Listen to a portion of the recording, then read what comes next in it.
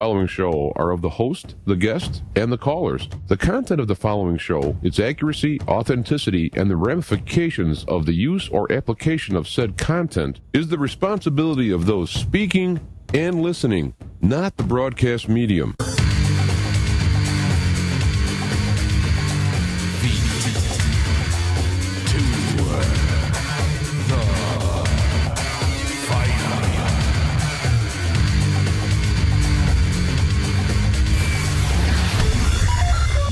All right, we are back and we are live. Feet to the fire. I'm your host, James Athianchik, the Black Knight. Book Radio. The voice is a little hoarse. Not sure why. I think that they said something about the meds I had in the hospital and I'm weaning off them. I don't know. It's a little better. It doesn't hurt. It doesn't bother me at all. But here we are live, October 15th, 2017. We have Richard Allen Miller, who will be here and at the bottom of the hour. Sitting right. So we'll get to him at bottom of the hour. It's going to be 7:30 my time Central, but it's nice to be here. It's been a while, and I got some opening stuff to talk about. I mean, I'm free and clear and expect to be back to work on Tuesday. And so no damage, no harm, no foul. However, they did about 40 million tests. And, I mean, it was kind of funny because I was a little out of it. I mean, Lucinda called my brother and they had called 911 and they got a ride in the EMT from the area. They did a very good job. They did some minor tests. They figured, hey, go for a ride. I didn't know some stuff that I should know, birthday and whatnot. So they took me there and did 4 million tests. They started off on all these IVs, antifungal, antiviral, all these stuff just to like cover everything while they did the tests. And one by one, they ruled out all these terrible things. I mean, everything from West Nile to was a tick, you get bit by a tick, Lyme disease, to meningitis, spinal meningitis, bacterial, viral.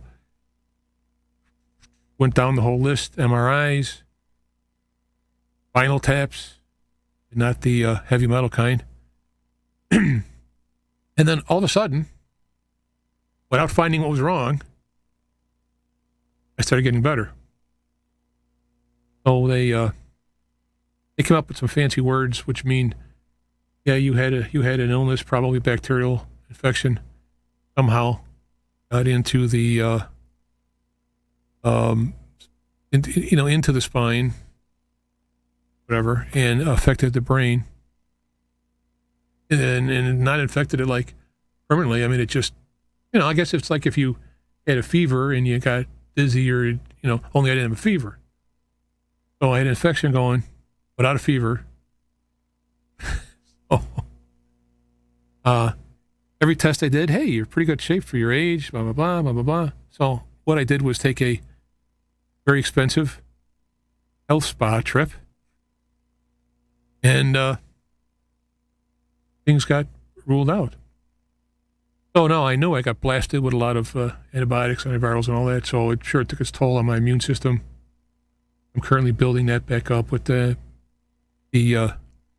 probiotics, etc.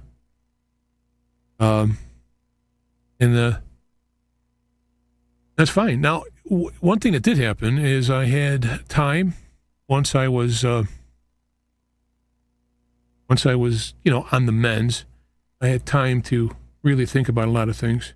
I mean, for example, this whole Vegas thing happened completely unaware to me. It wasn't until like the latter days that I was aware of it. And it really was amazing because through the whole Trump deal and all this stuff, there was a lot of high drama. There were fears of wars, revolutions, and whatnot, which still may happen. But when I was sitting there thinking, I go, the world went on without me. Well, of course. But it was like, I don't know. I started taking inventory of my life and things and whatnot. And I made some changes. And it's very peaceful. I feel very peaceful, very clear head, very engaged, but not attached in drama. So I'm pretty happy. I mean, I had some times when I was praying and stuff because I was feeling bad. Can't really articulate it. I was half asleep and moaning and praying, and so stuff happened to me. I'm just kind of going on the assumption that whatever happened will be for my highest best good, provided I just kind of follow this path thing. So it's pretty peaceful. Now, I also was thinking that given this, I bet this is doing it now. Oh, I got to go down here. Now, I also spent some time here reprogramming the system. If you recall, last show I started on Spreaker. I had some problems. As far as I know, the problems don't exist. I mean, they're not there anymore. I changed sound card system. So if they're already listening on Spreaker, if somebody can give me somehow a message, there's a chat room there, or you can just, if you're in YouTube, if you want to duck out for a second and come along the way and check it, just to get an idea. I mean, I checked it. I ran its system and so on, but that's fine. Kind of sound like with my hat too. I'm kind of like a mobster. Hey, you know what I'm talking about? I don't want to hear any more from you, Slim. But the thing about being this kind of like, I feel like, spiritually, I was yanked out of the drama of the world. I was put. I was in a state of a little confusion.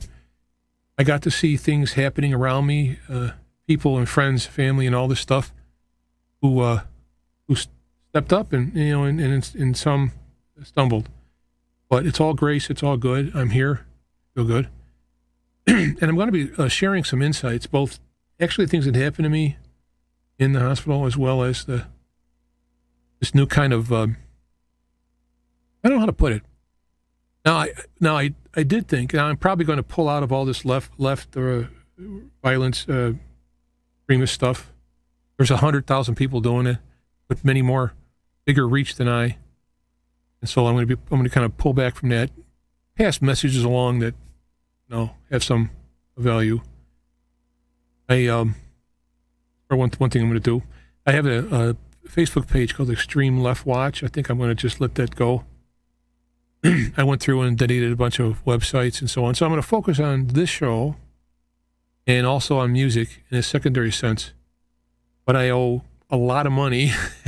So if there's any guardian angels out there who want to drop some cash to Bitcoin or something, I'd like that. But I had insurance, and it's still going to be a bunch, but less than I thought because my deductible was wrong. I was told wrong. So. But I did have a kind of a thought. I'm thinking like, okay, here I am, alternative radio, coming from an Art Bellish past here into this. I go into the hospital, unexplained disease, can't find it. Give me a bunch of medicine. All of a sudden, I come back, and now I want to pare back. I'm looking at things. I'm going to get involved in this. I'll get involved in this. Oh, right away, first thing I thought of is he got picked up by the men in black. They injected him with stuff. They got what do you call those little electronic devices injected, and they could have put it in. I was there. They gave me shots, and so I'm not making fun. I don't know. It's just. Could I say nothing ever happened in there? No, obviously, Do I think something happened? No. I think what happened is I had several conditions, bacteria or whatever going on. It was long-term. Somehow got across the blood-brain barrier. Could be 100 reasons how it did it, an insect. And this... even though it hasn't killed me yet anyway, this broad spectrum, everything they just threw in me, bags and bags and bags, killed everything in me. So the only thing I have left to do is build up that immune system. I got a couple of more pills. They put you on stuff in the hospital, and you got to work it down when you get home. Got a couple more of those, and I'm done. I've went through and inventoried diets and supplements and so forth. That's all. All in all, this is probably unimportant, but all in all, I feel very good. I feel the best I have in years, except for the hoarseness, which I'm sure will go away soon. I understood that when you go in the hospital, they got to start at the worst possible thing immediately, which is like a stroke, and then they worked their way down, and everything was fine. So, there wasn't any kind of weird test or nothing. MRI proved 2 of them. Oh boy, oh man. Maybe because I was still a little ill or whatever. But that banging in the... it wasn't the banging in the MRI. It was the frequencies. When it actually starts on you, you can hear the frequencies. For me, anyway, going left and right and dissonant frequencies. And that thing got me upset, besides being in the 6th stage. And then the banging and all that. So that was very unpleasant. Had an elephant come sit on my back for a spinal tap. That's what it felt like. But all in all, I mean, everything was just fine. The people at St. Joe Hospital were fantastic. 6th floor, 6,000. 6th floor, I guess, but the numbers are all thousands. They were fantastic. I had experiences in the hospital before with my ex, now deceased wife. He had a lot of surgeries. I had to actually stay there to make sure they didn't do anything dumb. That's how bad it was, but this was just super fantastic. Oh, the aspect of this, I don't want to use the detachment, and I want to say not involved in the drama, this kind of overview, being aware. I mean, for example, I think it's pretty obvious, just from the peripheral stuff I've done afterwards, that this whole Vegas thing was some kind of a setup. Probably had some kind of black ops dudes in there doing all this stuff. That guy was a patsy of some type, though he did have gun running stuff, unless that's a cover. I'll take it at face value. They found a gun running guy. Something was going on there, and he was a perfect patsy. He's got access to guns. He goes to that place often. So my guess is that it's just simple. This is the guy they chose, and so on. So, what does that mean? Okay, this is some kind of a false flag or a black ops or whatever. So what does that mean? All it means is that's what it is. There's a lot of discrepancies coming out. People are talking about it all over the place. It's getting out, forcing the mainstream to talk about it. They're doing the least they can. And then they throw in this Harvey Weinberg. I forgot his last name. Or is it Harry? Harry, maybe. And they bring him out. That's some more deflection and whatnot. To me, it seems very simple that there is a battle going on behind the scenes. Very unpleasant, very immoral, very satanic or whatever. The battle going on behind the scenes for politics, deep state, left, right, whatever. And, Trump. And I'm not that it matters. I'm not withdrawing support from Trump, but I'm just letting it be. And again, I'll bring stories up. People email me stuff, check for guests, on the topics. I can look into it. But the big hitters in here, everything from Alex Jones to Jack Posobiec, Mike Cernovich, Stefan Malyu, and others are all, Bill Still. These are all guys are all plugging in on it. And so that they're going to be a lot of source of this stuff. I'm going to be working to, get back, avoid bankruptcy, and that's going to be a focus. But I'll have time, and I want to put more time in this show in doing things like interviewing Richard Miller, for example. He's going to be fun as well as interesting and esoteric. So that's pretty much, if any changes. Now, I don't know if that affects any people watching or listening. But there it is. So, actually took less than I planned. And again, there's kind of one thing in particular I'll talk about. I'm looking at talking with Dr. Ray Louise about it, about having to do with third eye and seeing Astral, whatever. The docs say it was the medicine. Maybe it was. But I've talked to Dr. Ray Louise before about the third eye opening and closing. I believe it's the third eye on here. She's going to correct me when she comes on. But the point is, if somebody is schizophrenic, their eye is actually jammed open way bigger than it's supposed to be. And if people have no spiritual kind of experiences, connections, it might be closed. And this is why psychedelics and all that will open it. if you take a lot of them, it'll just rip it up, and then now you're nuts. Well, these are the. So I saw some things, and I wanted to talk to her about it. They didn't surprise me because I'm aware of it, and being protected by God and whatnot. Yeah. But there's another theory that can come out that I got some kind of aliens in me now. So take that for what it's worth. So let me see. I got a bunch of people in the chat room here. Let me look at them. Oh, I don't see anybody in the chat room. They just said that was it. We're done. And left. But it's good to be here. It's good to see here. I think I'm going to look at this. Forgive me for a minute. I don't mean to be boring here.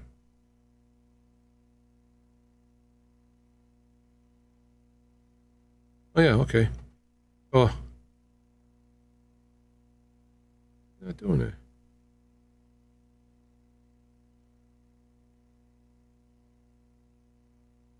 Huh. Shows that I'm broadcasting. Let me take one more second and then I'll get into some stuff here. Just want to make sure.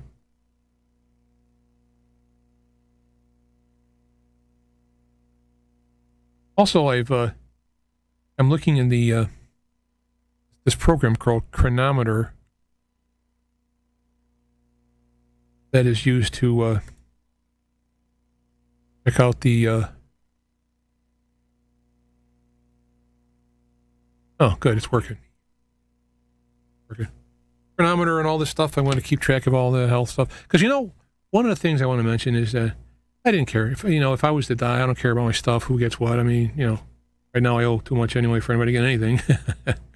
But it's more important if you live because there's the bankruptcy. There's the any kind of family or friend issues. There's who's going to take care of this. Who's going to watch what.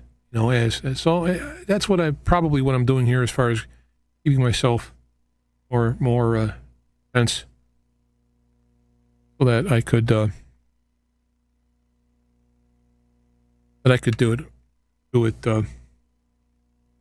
Yeah, there's people in the chat room. The Darth Vader. This is in the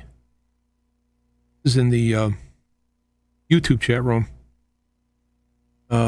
NS. Are these guys in there? Thanks. There's a chat room we used to use, and some people go there. I don't have it up. Probably going to end up that. I tell you, I got a picture somewhere. If you go on my website, you'll see a picture I had for a long time. And I like this. And I said, you know what? First the one I had was official Italian, blah, blah, blah, right? Which is, $200-$300 nowadays. So I got this one, which is good enough. Good enough for the fun of it. So let me pull up the Richard Miller checking in. And we'll get him here in a bit. I could start him early. I pretty much said what I was going to say about the hospital other than the two shows I got planned for events. Well, I'm planning for events that were in there. Let me bring up the website page. Boom.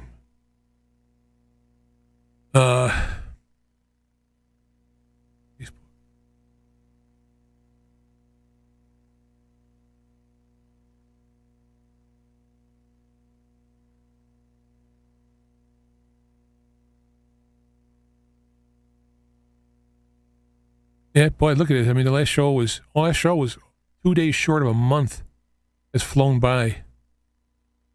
And as a quote from Les Viswell, I like, just because Johnny got into his car and drove off the cliff does not mean you have to. Be grateful for Johnny for having shown you what happens when you do. Love it.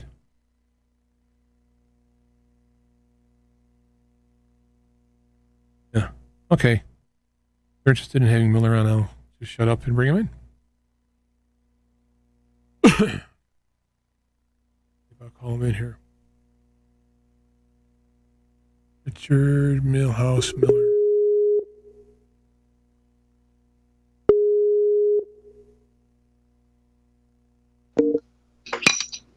You are live on the air, Mr. Miller, Dr. Miller, Richard A.M. There he is. Uh-oh.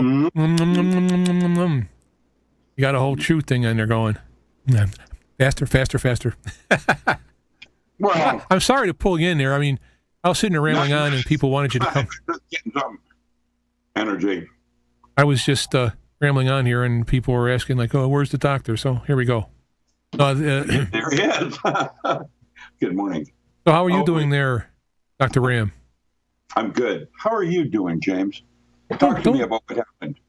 I'm doing real good. I really am. I feel pretty good. After all this experience, I feel like I've been cleansed or something. I've been, so I'm feeling pretty good. I was lying in bed for a while, 10 days, so I got to build up some strength. But, yeah, I mean, I'm strong enough to go back to work. Let's put it that way. All right, how are you burning up out there with the wildfires? I'm good. I'm glad to hear you're good. I'm always good. I'll be last man standing. That's very possible. Steal. I'm the one that goes away from the party. I didn't mean to cut in your meal there. No, I'm good. Because when we call, there's a blind call. I can't keep you on hold because it's tied into the sound system here, and so I got to kind of call you hold. So what about the wildfire? I'm really glad to hear that you're okay. It's really important to me because you're an important person to me. Well, as you're the only actual guest that I got to meet in all my years of doing this. So. Me too. I know that song. And all of us are mortal. Oh, wait. I have a get out of jail card. Sorry. That dictator. There it is. If anybody says Richard L. Miller is pretentious, I say no. So what about the hold on. What about the wildfires out there? Are they hitting you? Yeah, I think that I don't know this. Okay, I'm just going to suggest that when that comet went through, it had some debris. When the what was through? The comet? Comet came through, a big one. right, I know, yeah. And it was a close mess. It wasn't going to hit the Earth or anything. But like all comets, they have debris. And I'm guessing there were some artifacts that came down right in those in the mountains there, because the kind of fire, how it happened, the wind, all of that, that either is a weapon, and I posted that today on the internet, or it was a comet. And a warning that when we have comets and things going through our solar system like that, there are responses. The blue light, all of the different things that they mentioned in that on the wildfires. The smoke this last year in our fires here was toxic. I got sick. Everybody got sick. I have been in some big forest fires.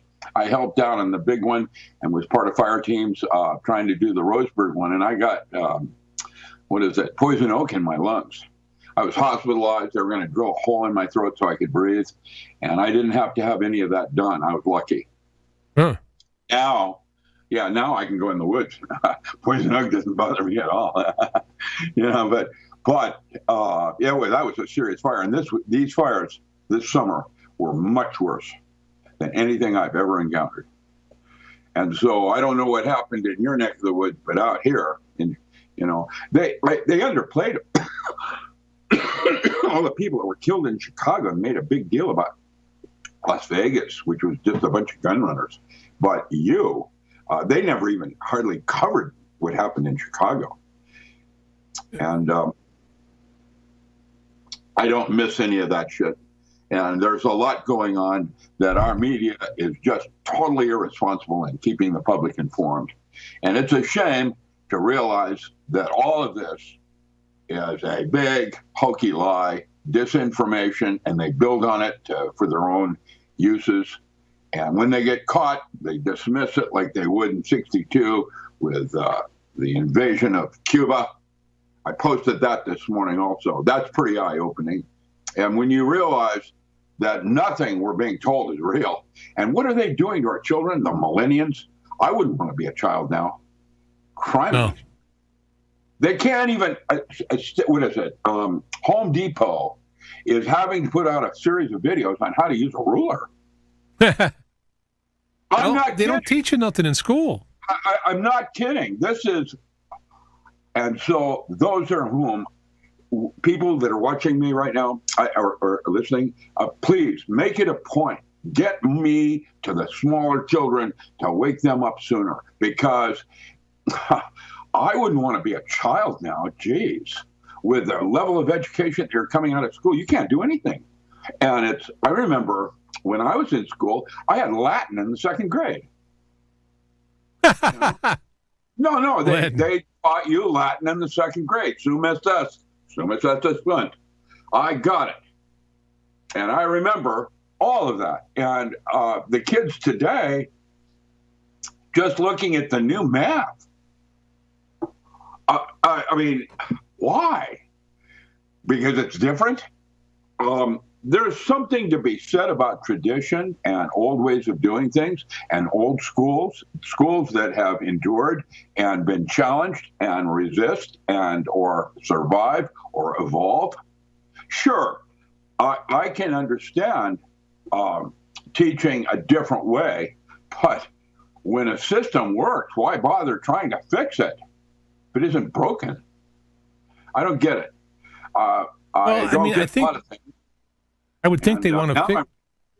Go ahead. What? I would think they want to fix it in terms of to be able to train people, or for that matter, not train them to be in some kind of state of mind or breakdown so that they can't be challenged. Yeah. I'm assuming it's some kind of a deal like that. It is a deal like that. The less you ask, my girlfriend's parents don't even want to talk about 9/11. Now, I've already proven what actually happened there. And with that Building 7 and that 617-foot piece of steel that fell in free fall and evaporated, there's only one thing in the world that does that, and that's a plasma. So, I mean, the physics is suggesting a new type of weapon. We have one. It's called a neutron fullerene fusion bomb. I'll give you something to post up if you want. Yeah, if you need. Yeah, we talked about that. That was one of a big interview we did with the whole C60 and everything, and it was quite eye-opening. Yeah, well, that's the trigger mechanism from Carnegie Mellon. They actually literally had two different people locally, they were paid, to come into my home and wipe my hard drive so I wouldn't complete that article.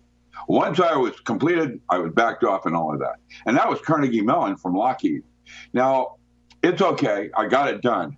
And that's the problem being me. I don't know what I know. And sometimes I'm a threat to something and don't know it. Right.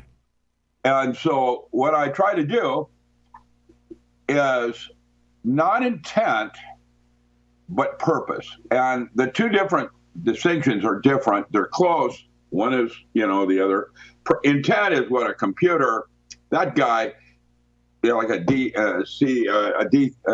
D-Wave technology, third generation, can absolutely predict. I understand that they have those deployed in Chicago and certain places right now to predict when a crime is going to occur, just for practice. I don't know if you knew about that, but that's where they're deploying them now from the old, the Jade Helm experiments and the Jade 2.0 software that later led to D-Wave technology. Now, there's all kinds of things going on out here that I can sort of kind of gut my way through, because I'm an armchair physicist now. I don't have any toys. I can't actually do the measurements or create the trigger so that I know precisely how it works, but I can guess. It's not that far a generation in physics. The thing is, there's more going on than even I can understand, and I'm now starting to realize there's a high likelihood we've been invaded by something. And whether it's Illuminati, aliens, whatever, it doesn't matter. It's what's happening is there's a war going on, and we're kind of like Malcolm in the middle with no clue at all on what's going on around us. And, with the wildfires and the flooding and the hurricanes, 3, 4 hurricanes, class 5, category 5. I mean, how does that work? We've never had anything like that in history. Well, maybe there's something else in our solar system causing all of that. Oh, wait, there is. Both NASA, Caltech, and Stanford have acknowledged, there's another planet out there by Saturn. Where did it come from? Oop, wait, there's 4 of them out there. Where did they come from? Word cloud. They're part of another solar system going through ours, and it has repercussions on everything, including our sun. And you'll notice our sun is acting up. I remember when I was a boy, our sun was yellow. Oh, yeah. I do remember it being more of a yellowish. It seems more whitish now. Yeah. How's that work? Well, it's changing, just like our atmosphere and the screening mechanisms with some of those longer UVs coming down and disrupting insects. Farmers are starting to notice this. It starts at that level. You watch the ant population or the fly population down in your pigsty, and how does that work? That's in Wisconsin. Now, I don't know and have any answers, really. I can only guess at what I can best sense, and I know I don't know. And if I don't know, what does that do to a kid coming out of grade school and high school? Right. And they're getting bombarded with the GMOs and all that stuff. Then they have the programming on TV, the music stuff. You're cool if you're not smart and all that stuff. The teachers don't teach. I mean, I was lucky. I'm born in '57, so when I went through high school, I got critical thinking. I mean, not like a super big courses on it, but they actually taught you how to think, how to figure stuff out. That stuff's all gone now with gender studies and all this other social programming is there. Gender studies, you gotta love it, because of course the 2 paths to God on the tree of life are the lovers and the hermit, and you either do it androgynously, or you do it with a reflected partner in the physical plane, something that reflects your best inner feminine aspect of yourself, or whatever. You can look at it that way if you will. The whole thing is metaphor. And science, it turns out, does not have any more answers than religion does, because it's a closed system. And it could be looked at like an hourglass. That's why you have 2 brains. You got this brain and that brain, and you got the noodle, that little bottleneck there called the moment, trying to figure it all out, where you store memory. I got stuff happening in the chat room here. Do you want me to start yelling out some questions from them, or? Sure. Yeah. I don't want to interrupt the stream of thought, but I just thought I. No, do it, please. There's somebody. Justin was talking about the shrine containing Tutankhamun's sarcophagus is the Ark of the Covenant. Isn't that an interesting study? I think we're about to see history being rewritten in a half a dozen areas, including NASA coming out with a full disclosure on Mars. I think it's going to all happen shortly. The Ark of the Covenant is a real interesting one. What do you think that was? Big battery, the power of radio to talk to God, or some alien or something. Who knows? I don't know. I mean, a lot of those things that go in the past, I see kind of inconsistencies, or at least it was active and then non-active. It killed people, then it didn't kill people. I mean, when Ezra found the Ark of the Covenant, no one could read the scripts inside. He quote translated them, and that's where the sacrifices were reinstituted. So if you ask me, that whole stuff was from Babylon, contamination from Babylon. And Ezra was a Babylonian scribe, so they just re-kicked it on. As far as it being communication device and all that, I mean, it sounds good. Well, in what's-her-face, Moses' sister looked inside it. She got scarred on the face. That sounds to me like acid. And so when the 2 rods were put in the ground and everybody started wiggling like a worm, sounds to me like a battery. I don't know. Right. We'll leave it to Graham Hitchcock or Graham Hancock. Yeah. And see, leave it to that guy. There's guys whose gig is doing that stuff, and it's fun. It's fun to just to talk about it in a relaxed setting, Sure. So. Yeah. Another person. I did a thing with BBC a while back on the Nephilim and the giant skull that they found in Pennsylvania in 1820. And that was an easy one to vet where it went after it went to the Smithsonian, because it turns out the Methodist minister that dogged, who was his name? Joseph Smith, that started the Mormons. Yeah. Yeah. He took that Methodist church whole congregation with his close encounter, took him off to Utah, and that Methodist minister dogged him for almost 30 years trying to get his flock back. And what happened was it was his two sons that started the Smithsonian. And isn't that interesting that they might drop that skull in the middle of the Atlantic somewhere to vet their father from having to chase someone that had a close encounter? Back in 1820, they didn't even have nonsense like that, close encounters in spaceships. And so I don't know exactly what that all means. That's another interesting experiment down out of Peru, the one you've got up there right now. That one. It said it was in Bradford County, Pennsylvania. Oh, that one there? Yeah.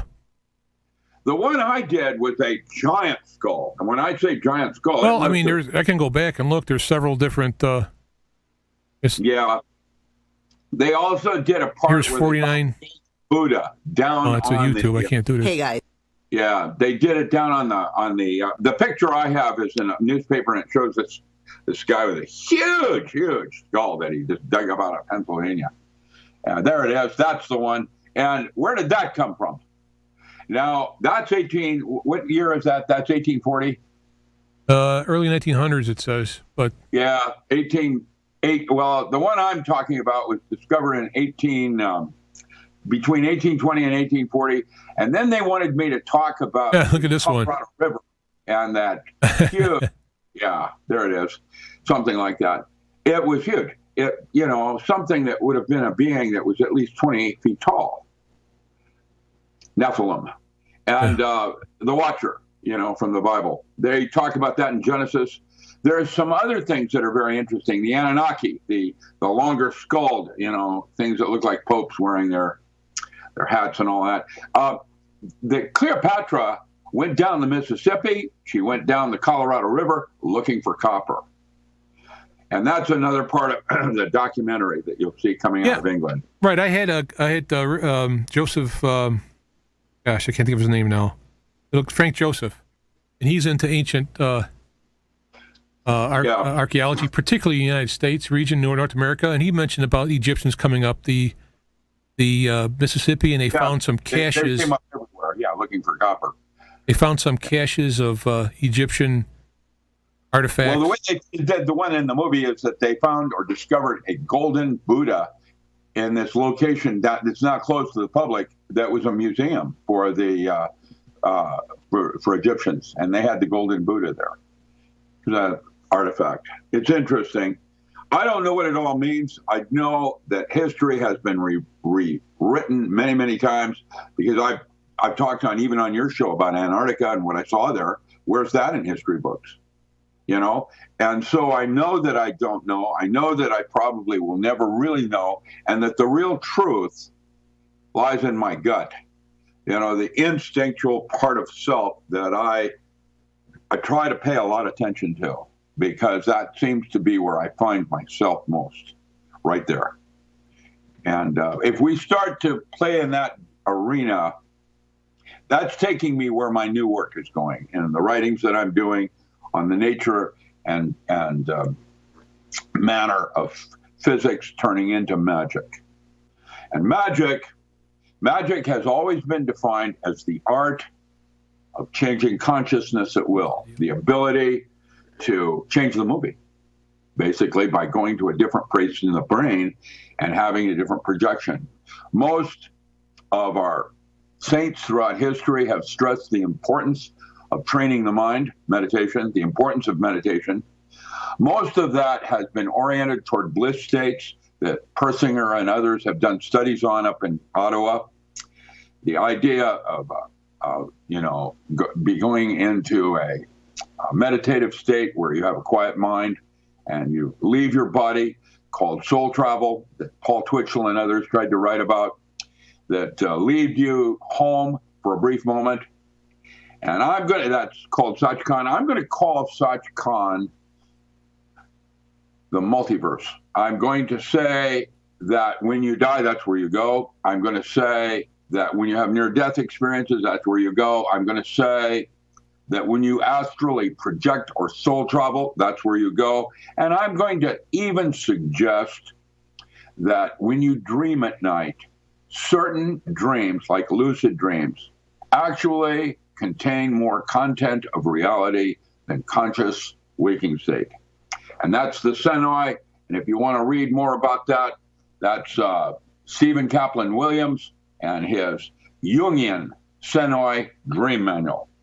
And you can start honest journaling, which is probably the first step in pathworking, by learning how to talk to yourself. Inner dialogue. That's where the truth lies. And once you have, and then usually I did it through, honest journaling, like Ira Progoff. Everybody's different. It's an art form, just like your form of stippling and crosshatch and drawing might be different than mine. We each of us have our own road to travel. I can show you how I did my road, and then you can write your own book. And that's basically where I'm going to come from in the next year. I'm going to start talking about pathworking and the importance of having a metaphysical view of reality, because meta means beyond the physical.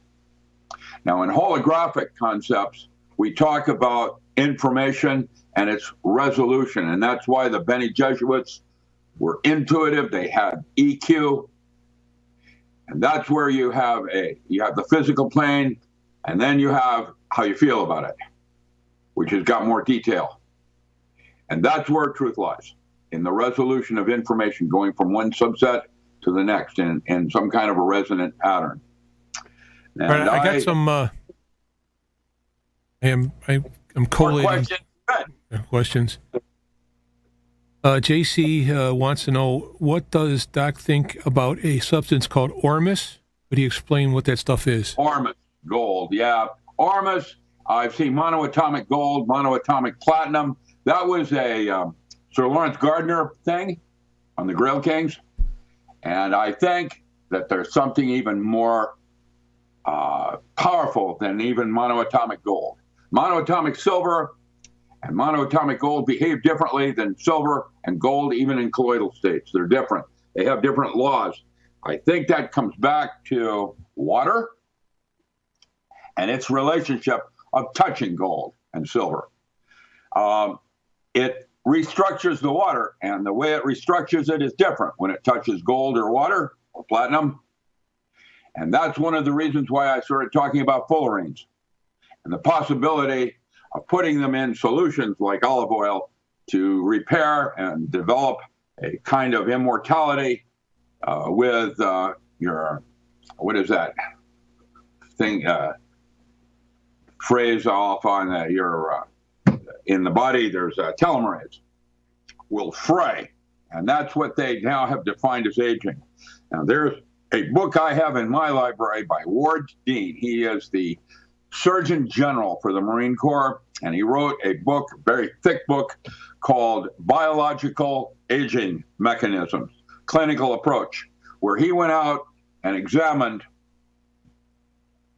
all the different universities and their way of measuring aging. Each one is a little different. You know, this one measures this, that one does that. These are the clinical ways they do it. And his conclusion at the end of that book is every single mechanism used to measure aging is reversible.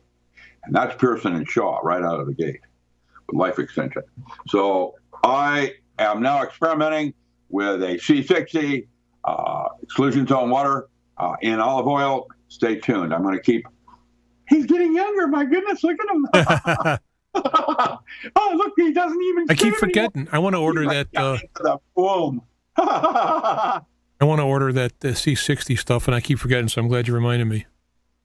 Well, that's what I do. That's the mind thing I do. Reminding everybody to remind me to remind you, and we are the walrus, cuckoo, cuckoo. The place that you recommended initially, they're out of stock because there's a big demands. So. Oh yeah. Well, I go to right now. The one I'm experimenting with is called Bucky Labs. Check it out. That's the one I'm checking out. There's lots of them. Let the buyer beware. Keep a record. Let's back and forth. See who actually gets younger, and then we know.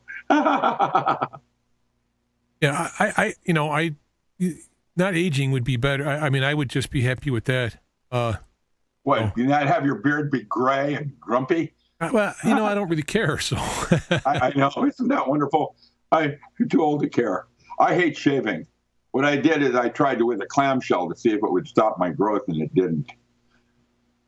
You know how the Indians did it, where they never had to shave or something? It's a genetic thing. I now realize. Yeah, that's it. There it is. That's what I'm doing. That big bottle. Yeah, we talked back in the Bucky Ball. It's what's up on YouTube. It's a couple years ago. We talked about this whole thing, and I looked up C60, and I found all this tests were done in Russia. Ukraine. Ukraine. Yeah, Ukraine, not Russia. Okay, yeah. Well, and they did these tests. Well, there's a difference. Now there is, I guess, but that was quite startling. I mean, they did a test just initially to see if it was poison, and it extended one of the rats' lives by almost 3 lifetimes. Yeah, extended the life. That's right. Didn't give them toxicity. It made them better. Yeah. I go, well, guess it's not toxic. I guess it's like the elixir of life. Well, it's one of them. There's, it's no longer what you eat, it's whom you feed. There's a whole bunch of things going on here. One of which is your attitude. Just taking water from whatever source you're going to pour it into your drinking glass and pouring it into your drinking glass with a funnel. Yeah. There's the water. If you put that in that glass with going in clockwise, that changes the water to such an extent that now it no longer goes straight to the urine. It actually gets absorbed by the body. What do I got to do? Turn it clockwise? Yeah, up in the northern hemisphere because of Coriolis forces. The fact that everything goes down the drain counterclockwise means you got to restructure the water because it's already got a spin on it that way by spinning it the other way and just putting it in a funnel into your glass. Oh, okay. Having the funnel have it go down into the glass clockwise, you can actually taste the difference. And guess what else? 90% of all healing, I'm going to say, is placebo now, not 10%. Because it's your attitude of what you think is going on in surgery and the competency of the doctor that makes you well, not what he did. How's that feel? Right. I mean, what I actually use is distilled water that I filter for any kind of plastic that might be in it from the bottle. Yep. I mean, they're not supposed to leach, but I filter it anyway using those carbon/ceramic filters like Dalton and Berkey and all those. So about as pure as I can get it. What you need to do now is restructure it. And when you structure it, you can do it in many ways.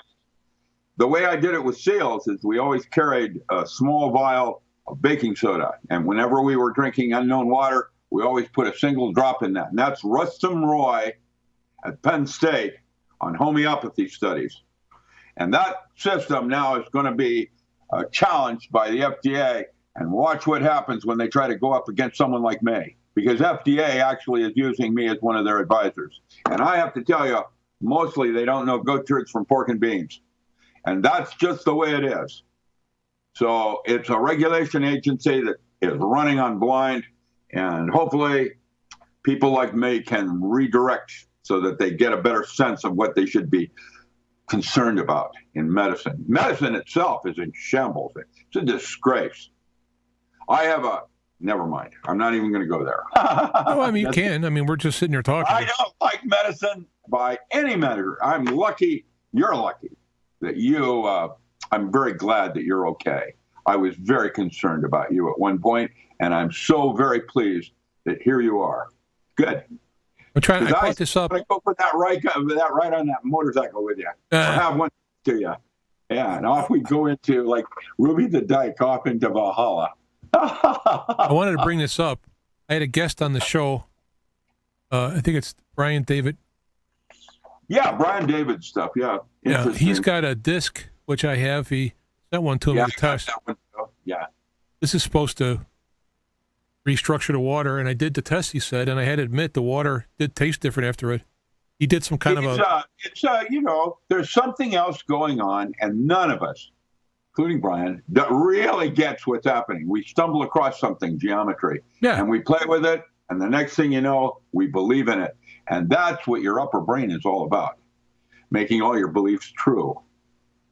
Oh, I do have the disc, and I have a stainless steel water container, so I filter it, and I have the disc underneath it, and I can taste the difference. It's kind of the water's almost creamy. If I had to pick a word, I mean, it's a little extreme, but you're a hard one to fool. So there it is. Well, I don't just believe everything, but I don't discount it either. So I'm in this kind of gray area, and as stuff comes in. And I got another question here for you, if you'd like. Good. Yeah. I probably missed a bunch, but oh no, it's okay. Of course, we got the obligatory flat Earth question. Flat Earth. Flat Earth. I can prove with just by definitions and assumed truths. Like, if the shortest distance between 2 points is a straight line, then we have a problem, Houston. However, if we have such things as wormholes and curved space, you can, with the right mathematics, prove that the Earth is flat. It isn't, because I would rather have it be the way it is, because it answers more questions with the current models that I have. I wanted to tell you that, of course, it's flat. How could it not be? Sounds like another walrus thing here to me. Well, that's exactly correct. Now you're getting the big picture. The physics and proving something isn't any different than religion. That's why you have two brains. It's a closed system, and it's not.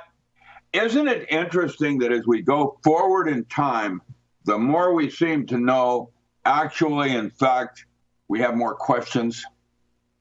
So information per se is not what you would think it is, actually.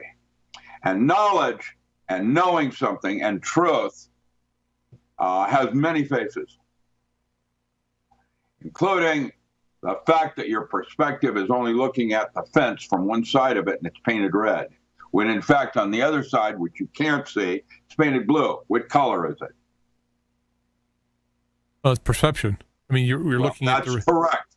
And that's why your worldviews are so important for access to the world. That's why a Buddhist can be a Christian, but a Christian cannot be a Buddhist.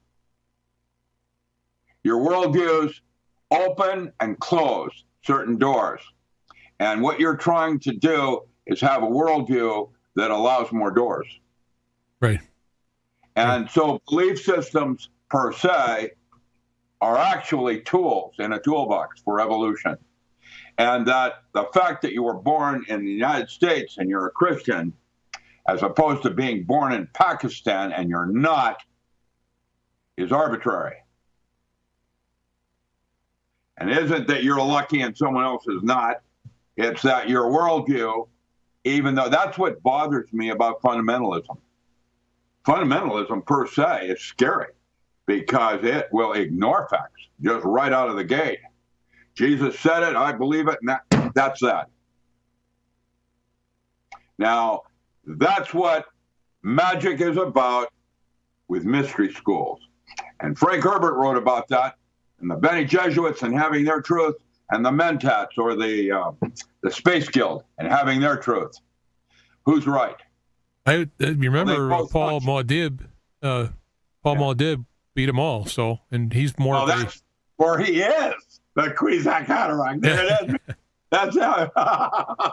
That's when you step outside the box and become what God meant for you to become. I'll go with that. And that's why altered states of consciousness are the new direction in the studies. Let me grab a book here. This one, I got a big, huge library. This one written by a Ph.D. Actually, he's got 3 Ph.D.s from New York. He wrote this one on psychedelic healing. And all our medicines are going to come from pharmaceutical mushrooms, the promise of entheogens in medicine. Now, why are these important? Is that there are chemical analogs to what you have already as neurotransmitters. And what I have been doing is writing all my life about how to manipulate these things at will, just like I do my heart rate, pulse, and respiration. And that art form I'm studying allows me to go to different places in the brain. And when I go there, I literally can change the movie in the physical universe around me. This is how psyche is brought into matter. And the thought form into this physical world, and why this physical conscious world isn't as real as some of the dream states that you're in. Yeah, I'm currently remembering a dream I had when I took a short nap before I came onto your show, and then I said, I'm back. You know, I had a dream, and I was with a whole bunch of people on this little radio station, and you're all getting a portion of what I'm saying right now. And each one of you, in the few minutes I've been on, have already experienced more than 20 or 30 different alternate universes, which are different laws than we have here in the conscious waking state. You know, just a slight use of hypnosis, doing a slight variation of my consciousness from normal conscious waking state, and my ability in guessing increases 400 times, and I proved it. Now, I can do anything above statistical inference, anything, so can you, and you have. And you know when you're doing it, you just ignore it. And that is where the next stage in evolution in man's consciousness lies, is that little gray area that you've been ignoring. That place is so rich. It was one of the first things I discovered, how vast inner space is compared to outer space, in 1964 when I took my first hit of LSD. LSD itself was a toxin. My body freaked out when I took that lysergic acid diethylamide, and it was down in my gut as salts and urine within 20 minutes of ingestion. And the next 20 hours of hallucinations were a direct result of my body's own release of lysergic acid amide. That's the way it works. You can do the chill up your back just by thinking about it. That's dimethyltryptamine. Once you understand and feel these different noises in your body, that is how I am changing consciousness at will. I wrote 3 books for the military that are unpublished on video feedback systems called The Diamond Body, Electromagic, and Yogatronics. And my last article with my ex-wife Iona was written for Green Egg, and it was called The Dodecahedral Universe. It's a geometric thing. It's a type of language. And once you break that code, like the Sumerian texts that you're talking about, now you have your own truth. And it doesn't have to be the same truth I have. That's God's will. Yeah, as you were talking about this, I thought to look up Cordyceps because yes, your buddy there in Earth Pulse really has, as far as I can see, he has got the real deal. One of them, I designed that formula for him. Yeah, that's called full spectrum elements. It's 6 different pharmaceutical mushrooms, to include extra Cordyceps sinensis hybrid C60, and then you add right to it, you add a transfer factor. And what that does, it acts like an antibiotic substitute. And Nick Begich, I mean, I bought these under your suggestion, and but then I bought a more called generic Cordyceps, and it's not even the same genus. You know, it's a different. Yeah, I know. They use there's a whole bunch of different genuses. What makes It's a CS4 cultivar. It Right. was hybridized in, I don't even like to mention his name because he's a criminal, but his company's products are the best in the world. That's the deal. I don't like John Holiday. Oh, okay. Aloha Medicinals has that CS4 cultivar. And that, I've never seen anything on earth quite as strong as that. Yeah, well, this is what Nick has over at Earth Pulse. So if anybody, I'll put these links down somewhere in the video.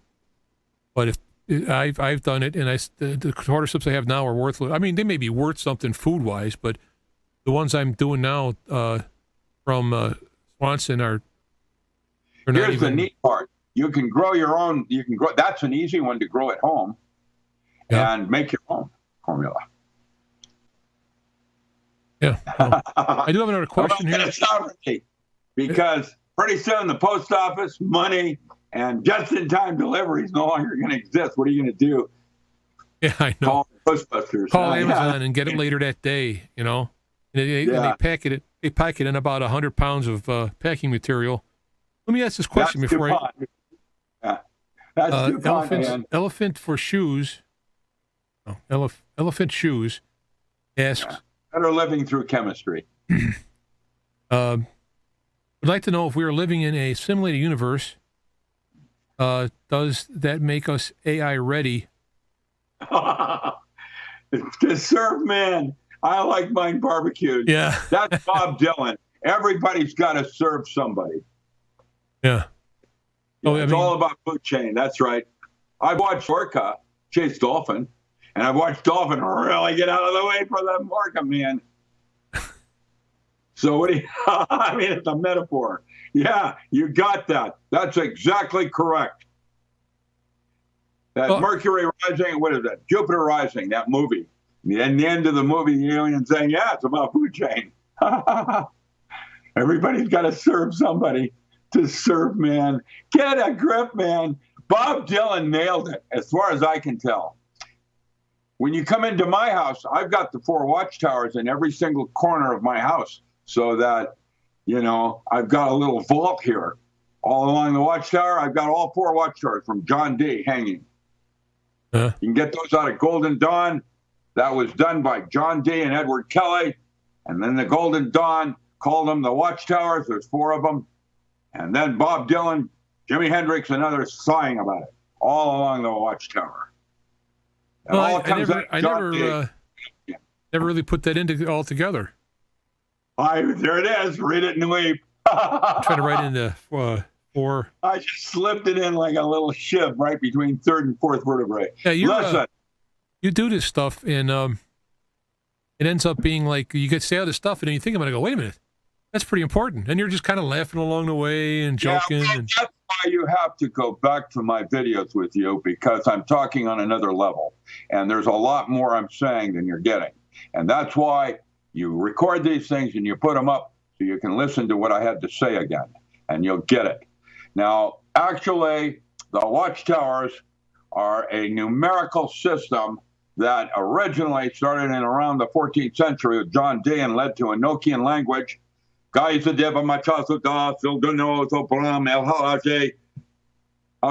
that's how it works. And if you wanted to go to the Satanic Bible, he has all the Enochian calls in the back of his book. The book itself is nonsense, but in the back of his book, he's got the Enochian calls.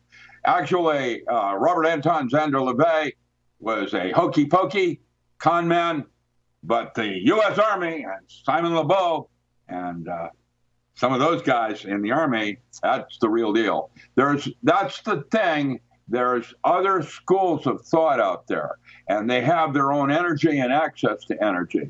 And that was one of the things when I came out of grad school, I got assaulted, just like a high school kid going to college for the first time. It's called Rush. And I had crazy lodges coming at me. I had to armor up. And so I became a hermetic cobbler. That's how I did it. Everybody does it differently. My parents taught me how to do that. They were atheists, and they were concerned about me in high school, and so they sent me to Missouri Synod Catechism to armor me. I later became... Lutherans. Yeah, I went through Lutheran doctrine, but I'm not an atheist, what I am, I believe in the Lord. Oh, yeah. And I believe there's a hierarchy of lords. Yes, I do. You know, I'd like to know what the distinctional difference is between Yahweh and Yad-Heh-Vah-Heh. And then when you go to the tree of life, there's Kether right there. That's our God. And above that are the veils of Isis. Ein Sof, and Ein Sof Ur. And so, another Dylan, huh? No. You're throwing another Dylan's reference in. I know that part real good. And I have put out 15 audiobooks. They're up for sale right now. Well, the first 3. I'm working on 4, 5, and 6 right now. The first 3 were the courses I taught when PC Link became AOL. And at that time, shareware was a big deal. And so AOL wanted me to set up a bunch of download libraries to entice people in for free books and other kinds of things. This is back in 1990 through 2001. 11 years I did that. And John Mack, Harvard, took my course in the 3rd year. That's Metaphysics 3. And then started his alien abduction studies. And guess what I just found? I found my case studies I did with him on the Bramwells in Florida, because I was physically there when that woman got abducted. And I stopped that abduction by putting a camera on her bed at night. Yeah, isn't that an interesting? That'll be in another book I write called Spook Central. When I was doing all of this, I had already done my studies with the military and was basically seeking a way back into my real field, which is not physics or medicine. It's in the field of magic, studying altered states. When I can see a woman rip a car door off in an attempt to save her daughter's life, that's impossible because of the bone in her body. How does she do that? And everybody will say, oh, well, it was kicked off by adrenaline. Yeah, so what? Adrenaline is just a drug. What does that adrenaline do? It opens doors in places where you can become an ant and lift 10 times what you can in a normal waking state. You can do that on meth, too, when you're, what do they call that, tweaking. You have the strength of 10. Now, how does that work? Altered states of consciousness. The thing is, when you take a drug, you are in fact forming an act of magic. And like all shortcuts to grandma's house, there are big, bad wolves out there, and you have to be very careful. That's why I also wrote about ibogaine and how to cure any form of addiction with one single use. It's not even site-selective molecule. The French think that it has something to do with PGO waves in the occipital region of the cerebral cortex. This is cliff high. We'll be talking about this 2 years from now, when the chatter on the internet has taken what I had to say, examined it, cross-examined it, tore it apart, and all of a sudden some truths start falling out. That's why the military used me. I'm a lead scout. Now, I know I don't know, but I know that it's not possible to rip a car door off with the strength in your bones. So how does that work? Well, I can tell you where the energy is. It's called chi. And chi is a microtubule with structured water in it.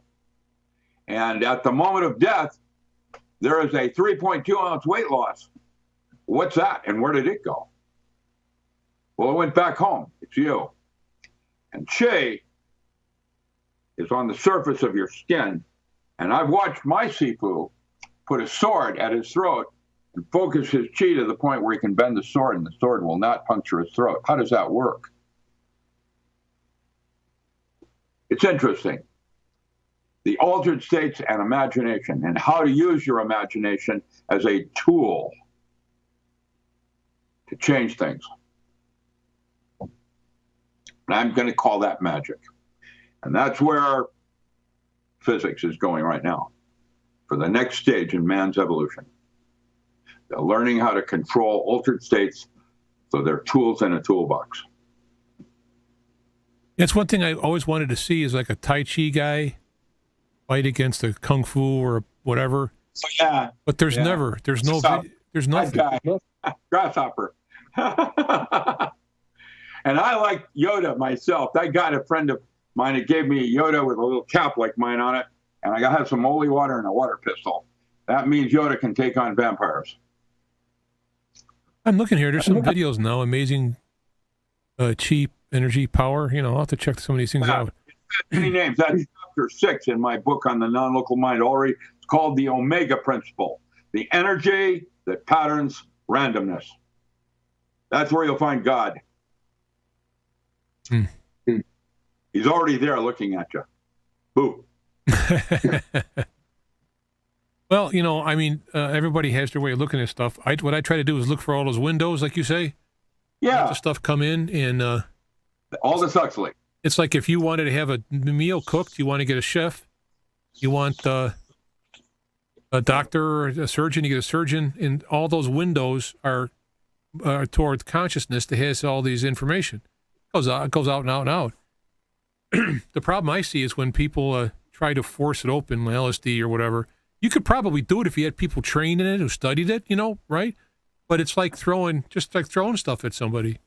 Either you're going to grow through it through meditation and growth, or you're going to try to open up that window and maybe you'll damage it or so. You don't damage it. You're going to find out. Aldous Huxley wrote it. It's called The Doors of Perception. Yeah, I read that. It's a good book. Yeah, it is. Why?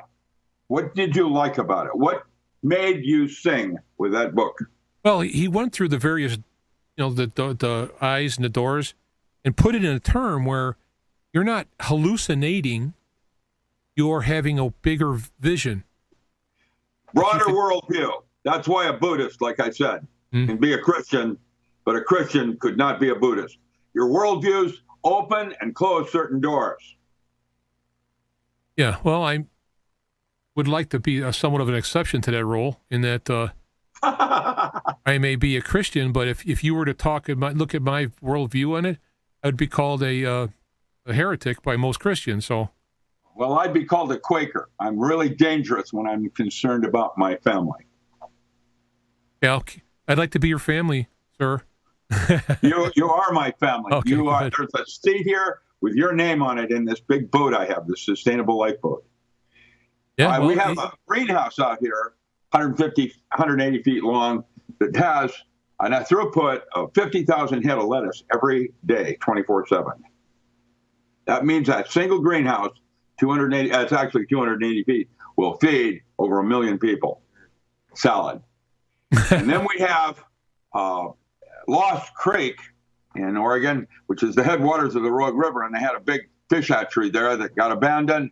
And what we did is we put a charter school out there for grade school and high school kids that now run that fish ladder and that fish farm as part of their alternative school. And guess what? There's enough protein there to feed the entire state of Oregon. You have the resources for survival right in around the corner, to include Chicago. Chicago. I love it, man. But you have good music. I like Everhart Weber, and oh man, he was out about the same time as Three Dog Night, and they were just ripping. And then Chicago, the group, they're also just exceptional music. So that is, by the way, called social. It's a form of social anthropology in the way you lay your cities out to form group consciousness for the city, and why the jazz in New Orleans is different than Chicago. It's an interesting concept. They call that cybernetic anthropology. It was another book on magic I taught. Oh yeah, you're gonna like this book. This is part of the metaphysics I taught. This one is called Brain. Oh, never mind. I'll just put it like this and hope you let focus in. Brain symbol and experience, human experience. It's by Laughlin and D'Aquila and McManus. And these are anthropologists that started talking about tribes and how tribes are different than single and group consciousness because of the way your city's laid out, with your shopping malls there and your ghettos here and your da-da-da there, and your water, etc. The way you lay out a city sets up a type of consciousness, kind of like your gut. It's unique and has its own, what do you call that? Constituents. Is that right? Yeah. Constituents.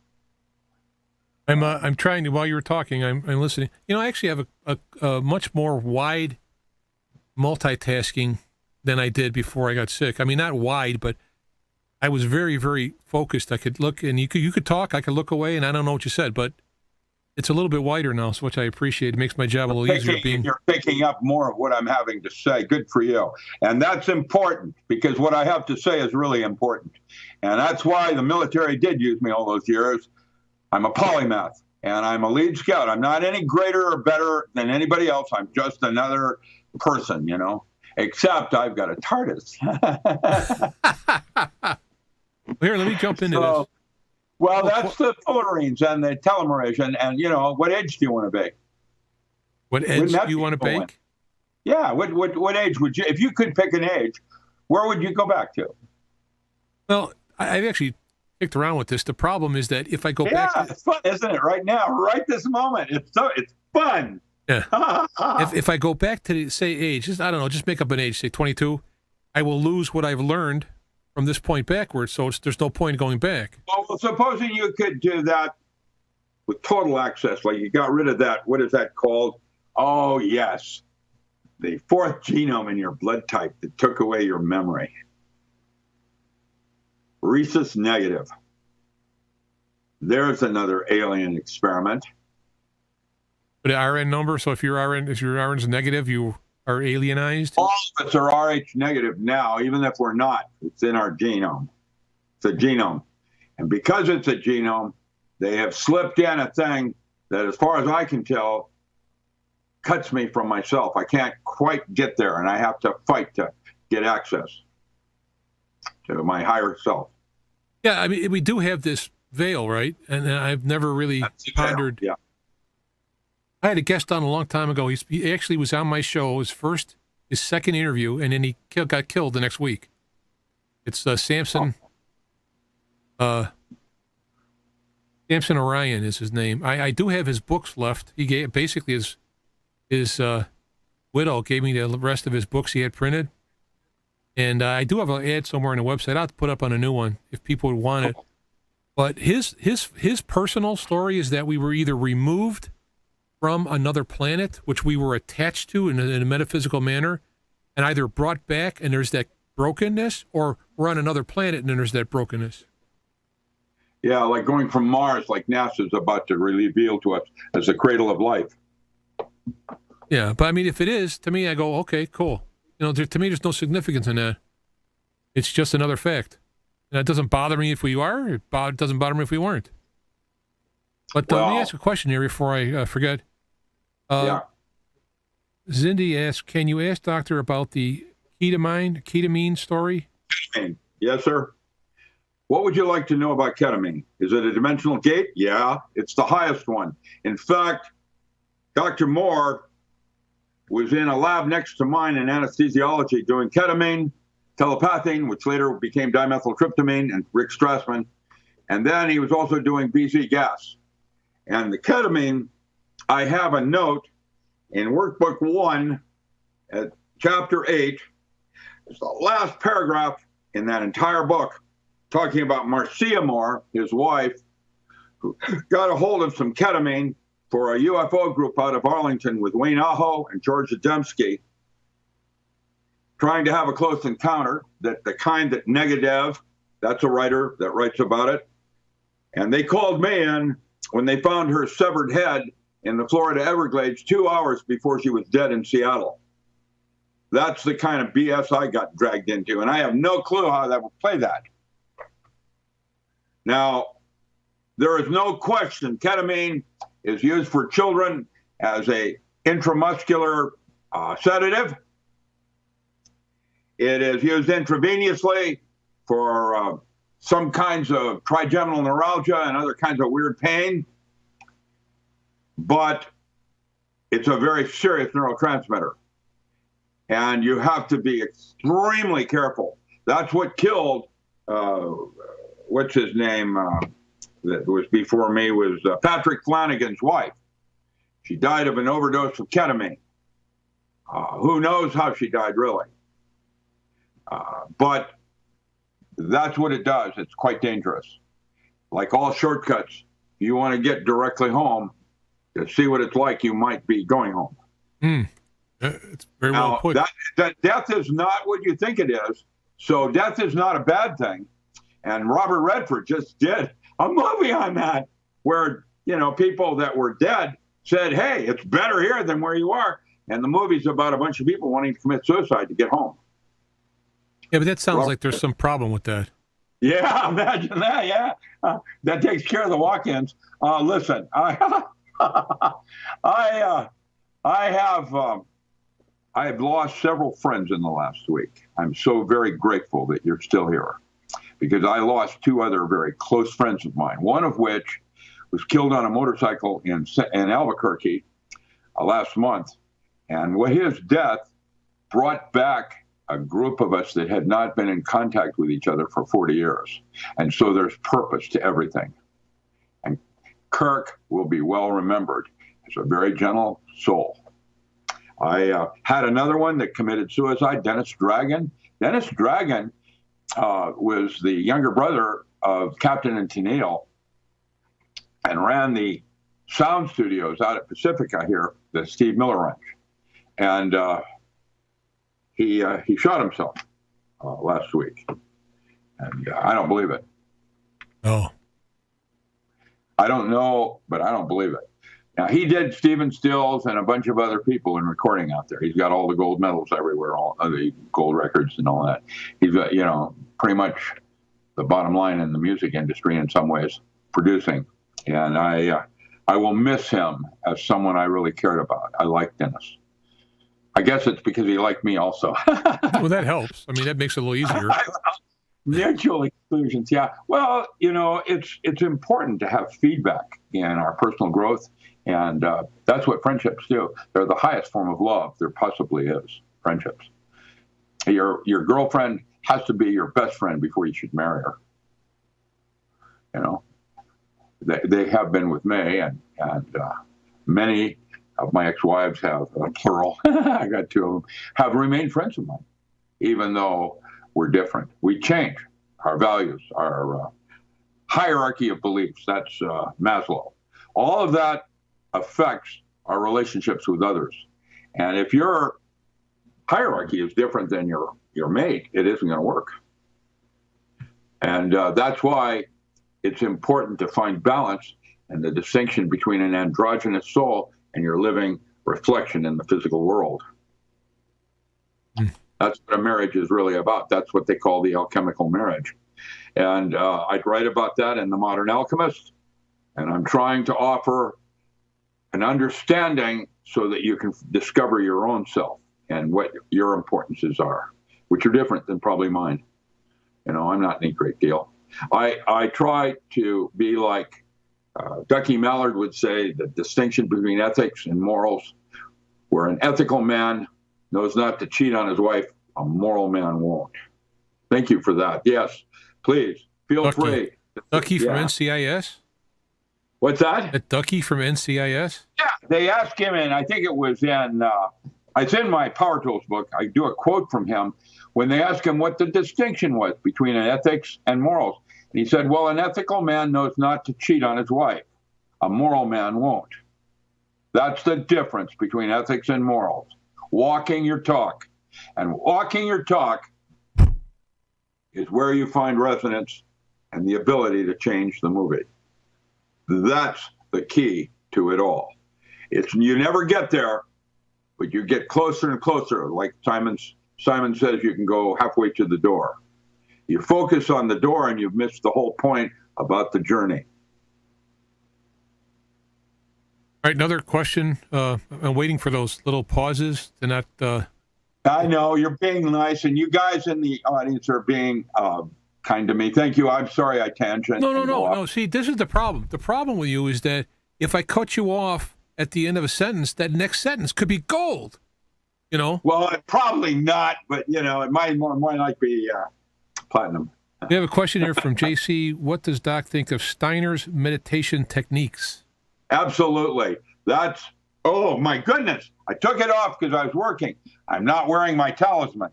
My great-grandfather was Rudolf Steiner's teacher or lodge master. And that's why I'm in agriculture and why I like to work with children, and I mentor for Montessori. I work out of Zurich. And the talisman, a little talisman I wear, I took it off because I was working, I was doing yeah, we've seen it in other interviews. Yeah. Okay, so that talisman is my great-grandfather's. I have lineage. That's another lodge I belong to. Just like I was talking about in 1970, I joined Church of All Worlds as neo-pagan with Tim and Morning Glory Zell. I'll be talking about that on radio in Hawaii. Morning Glory, we used to call her Moaning Glory, made a lot of noise. She and they started the Church of All Worlds, which was based around Robert Heinlein's Stranger in a Strange Land. And I still write for Green Egg. Green Egg? Yeah, that's their magazine. It came out in 1974 and has been out ever since. That's 50 years, almost 50 years. 50, Green Egg. You can find it on the internet. There it is, magazine. So, neo-pagan. Just throwing up a question on my own head. If people, when you deal with trying to open up your perceptions and all, doors perceptions, etc., the problem I see is that it's not allowed to actually get experts and shaman or whatever, or if they are, they're underground. So I would imagine if somebody were to say, hey, I think I want to do this, it would not be a wise maneuver because of the mental physical damage that could happen. Or are there unknown protections, or is it yourself? You're the one that knows better. And some are meant to do this and some are meant to do that, and that's the way it works. The only way you have personal growth is when you step outside the box. It doesn't happen inside the box. There's your talisman, right? Yeah. Oh yeah, there it is. A little small. Yeah. I don't know how I can. Well, it's an eye in the triangle. The stone inside it is moss agate. At the very top is Jupiter, and the two corners are Mars and Venus. That means male and female culminating toward judgment. The integration. Yeah. Okay. Boy, I got a lot of old pictures of me. I saw a picture swirling by there. Some of these pictures are when I was a SEAL. There is in that picture. Wait, go back up where you were just a minute ago. One more. Okay, that group picture there next to the Power Tools book, that's Kirk Bergman over there that died. And that's Mary Alice and Fitzer, my partner, and another guy I did Tai Chi with. I won't mention his name because I don't think he wants me to mention it, but he's also a guy I used to do Tai Chi with. And that's one of my herb stores that I had. And back then I was a Navy SEAL, and they didn't even know it. And I couldn't actually say a lot about what I was doing. And it was just about the time I was getting out of it, I think around 79. And it was in 80 that I moved. Yeah, these are old pictures, some of the other pictures of me. They're all in my books, different things. Anyway, I've been around a while, and hopefully there's my ex-wife, Iona. That book and that picture is in a book called Liebestrank und Kunstleben, and that's in German on the magical and ritual use of perfumes. Magical and ritual use of aphrodisiacs. And the Kunstlebens. You're doing the German thing on me here. Wir wollen Deutsche bleiben. Ich lernte Deutsch in der Schule bei Sprechstunde. I don't speak well. I read it exceptional. And I do Old German, mostly because that's what I did. Faust, and I did a lot of Old German. I'm writing in the chat room here. I think it might have froze up on me. Oh, that's all right. Don't worry about it. Just cancel out. How you got rid of Control Alt Delete? That's the way you do it. All right, here's a question real fast. It was frozen. I just got a whole bunch of stuff. Can you ask him about transcendental miles, mini beast, parasites? Maharishi Mahesh Yoga. They're all I choose not to want to levitate. It's not one of the things I want to do for my practice. But there are people that do meditate and can levitate. There it is. The Maharishi Mahesh Yoga has a large school in Texas and up near the hill country. And I did a business plan, and that facility is still active. And there are people down there that will levitate, float off the ground. Yeah, all systems of meditation work. Some are more efficient than others. And so you try to find the one that works best for you. And good luck with that journey. I ended up with Satmat. I'm a Satangi. My meditation starts at the third eye and goes from there. Okay, I picked up a couple of questions. Apparently, I need to finalize your question. He's a fourth plane mystic, not fifth plane. Each of us, like Pir Vilayat Khan was fourth plane. I smoked pot with him out on Lopez Island. I used to go out looking for real teachers, and I found real teachers by seeking them. And I've been very blessed in my life because of that. I got to actually, in fact, teach Buddhism with Alan Watts at Cold Mountain Institute. He didn't have my form of it, which is type of, let's see, I guess it's that way. I'm a dragon. It's called Hungao, taking on tiger. Yeah. Here we go. Studying Seattle. This is by Omar. What does he think about having more than one body? Well, doppelganger or bilocation. Of course, just like you have two brains. I mean, two physical bodies, or do you materialize a remote body, so to speak? I mean... Well, you do golems, yeah. There's all different ways you can do that. The standard way most of us do it is in our imagination, where we have a light body or astral projection with a silver cord connecting the two. But remote viewing and other forms of PK phenomena will do it a different way. There's lots of ways to roam that way. Bilocation, where you're working with your higher self. There's another I have comment. Don actually flying and Justin says Doc should put all his books in one box set. That'd be a pretty heavy box set, wouldn't it? I did that in my 15 audio books that are currently on sale. Okay. Here's JC is commenting. I'd like to get your comments on it. She says, I was put in a ketamine coma and sent home with ketamine nasal spray to use for 6 months. Been in very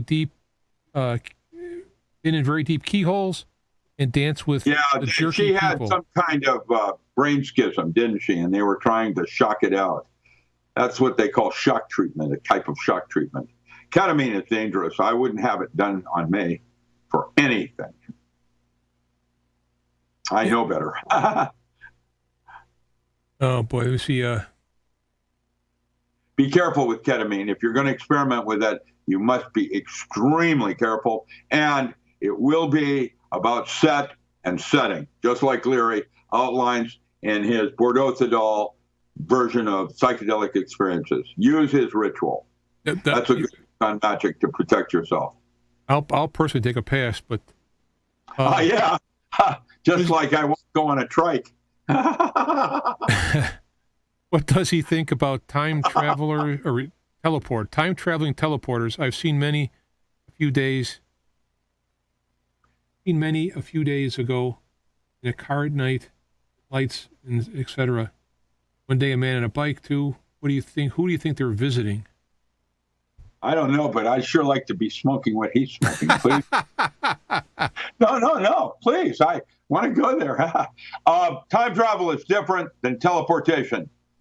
CERN right now is a rapid transit system to go to Fermi labs. The bad news is what comes out the other end is not you.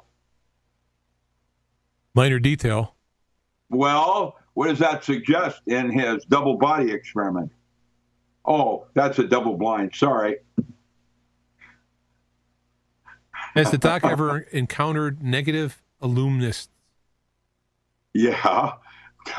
I'm constantly surrounded by it. What do you think I'm trying to do right now? I'm just asking the question, and I would have answered yes, but You have the next few paragraphs. It's called, listen, when a ghost is not able to go home, it gets buried into matter, psyche into matter, and it's not allowed to disperse into the multiverse. What happens next? It becomes a poltergeist. And a poltergeist, unfortunately, runs into maggots, just like our plane does, for breaking things down. Then a poltergeist and so psychic maggots are present everywhere, and they're called cooties. And you mess with those kinds of people, be prepared to get, ringworm. All right, well, let me bring this up. I had experience in the hospital. I'm going to have Dr. Ray Louise on to talk about it from her perspective, but yeah, she's good. When I had, at some point, I was given, now they said the steroids probably did this, but I had a second MRI, and I had, I can't think the cumulative they gave me because I was freaked out by the first one. I was hearing the different frequencies in my head, and I was going left and right and dissonance, and I was like, whoa, And the doc understood that I was a music guy. So I'm so grateful you're okay. But here's the question. One of the things, the two of the things I saw, okay, which I would consider from like the lower astral or whatever, but I had these, they're like little cooties on the floor. They have they have a dot for a head, and it was red, blue, or green. And then they had just lines for a body, but they had little feet. And they would sit. Negative writes about that. That's those are the stick aliens, and Negative writes about those. That's a demon. That's like a demon. It's a lesser dimensioned entity. Okay, what they would do would be they'd hover in a corner at the edge of the shadow, right at the edge of light. Right. When I would look down and see them, then they'd all run out. But when I look away, they disappear. It's like the energy evaporated from my consciousness. Isn't that the Ben Diesel movie, Pitch Black? Well, I don't want to go see a movie about it. I'm just well, I'm just saying there's entities like that in all dimensions. Okay, and then the other one, significant one, is when I looked up at the ceiling. Now it's a white cork ceiling. I think it's cork. And as I would start to see these threads start to form, they're white threads, and they would kind of weave like a spider web, only it was linear. They would go like from here. And as that got thicker, then black dots would pop up, and then they could move around inside there. So I'm assuming the energy was building more consciousness. But when I would look away, the webs would start to deteriorate. The little walking black dots would be gone, and the webs would deteriorate. And if I kept looking away for long enough, they would be just nothing. But when I look back again, in a time dilation where you were actually witnessing yourself create an alternate universe.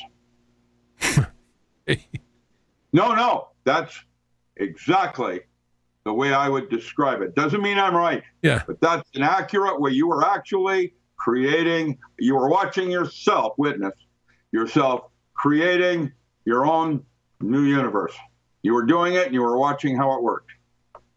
Well, they were consistent. I mean, the ceiling had these things and the ground had these little crawlies. So it was. So now you have been given a gift of how you start changing your movie. I think so. Looking for those lines. My feeling about life in general and what I'm looking at and important and relationships and all that, it's just really got lined up clear as a bell, detached from drama. I mean, I want to stay here. That's called cosmic consciousness. You hit a resonant point. There are 8 of those, by the way. They're called siddhas, or jhana states, Jhaunt, jhanta states of consciousness. There's 8 bliss states. There's other states in the brain besides bliss, too, by the way. And that's the part I'm starting to write about now that has never been actually talked about. There's if you do a Google on the Mars Project, Wernicke correction there, that ought to do it for you. You'll find that every single person taken into a hypnotic state will have the same memory of having worked on Mars for the U.S. government. Well, it's called Mars Project. I mean, technically, I've never been hypnotized in a classic sense, but I've done self-hypnosis and meditation. Yeah. I don't really have the Mars thing. Well, there are slightly different states than where you are right now. They're slightly altered. That's what you do, is trying to navigate those places so you can do things there that you can't do where you are right now, including build your universe in your mind's eye. Well, it was. That is the root of magic. That's how you do it. And everybody's different. And that's why I'm going to write about the way I did it so that you can metaphor your own way in. I start with dialogues with self, and you do that by journaling. Everybody should be writing their dreams now. Everybody. Well, you know what? I didn't have any dreams quite a while. I don't know, weeks. But when I was in the hospital, I had a dream. Well, I don't know if I'll call it a dream. I don't know if it's real or not.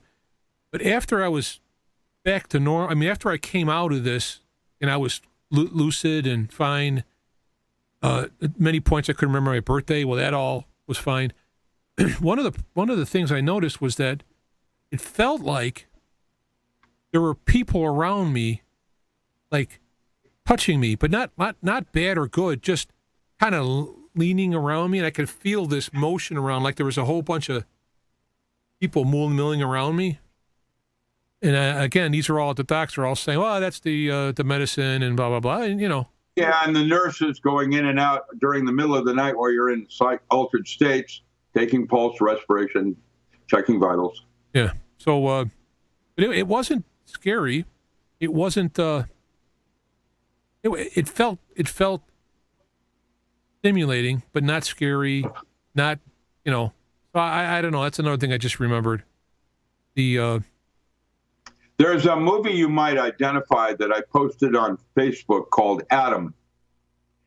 And it's about our future, very dark future, written and directed by the same one that did District 9.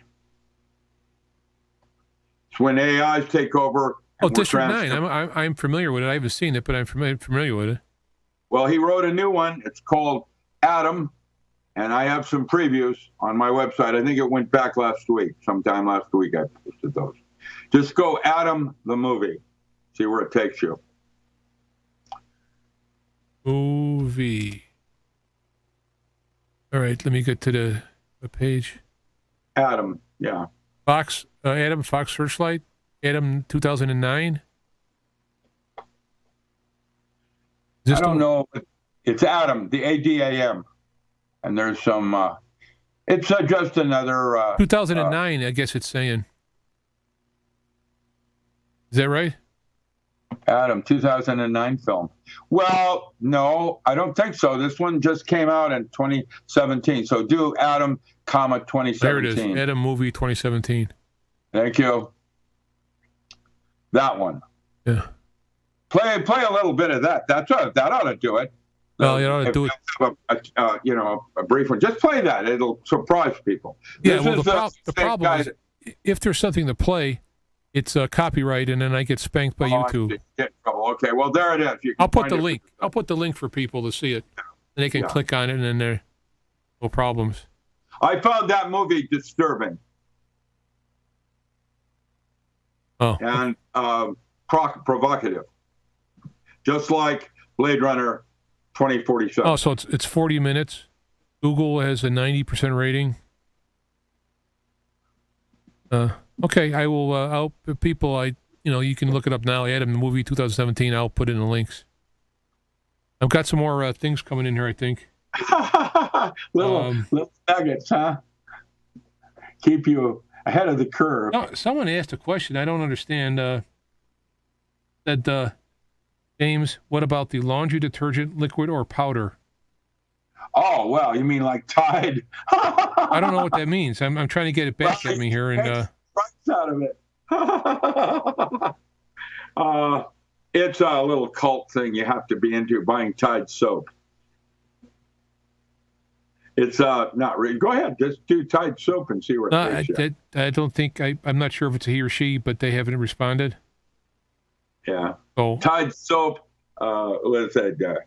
Cult. Yeah, Tide soap cult. That's a good one.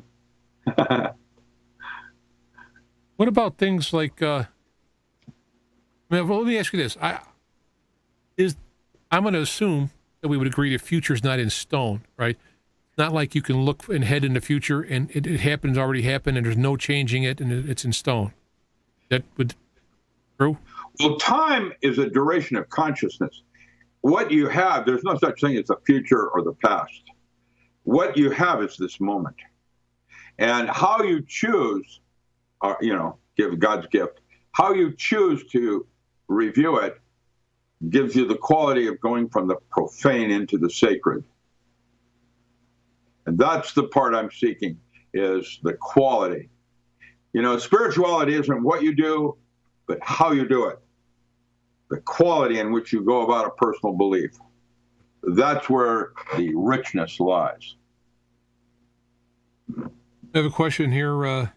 The quality is something that's so important. I mean, I see the quality.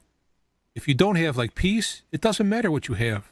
You have to have a calmness of peace. You have to be separated from drama. You have to be able to analyze. You have to be able to be compassionate. You have to be able to.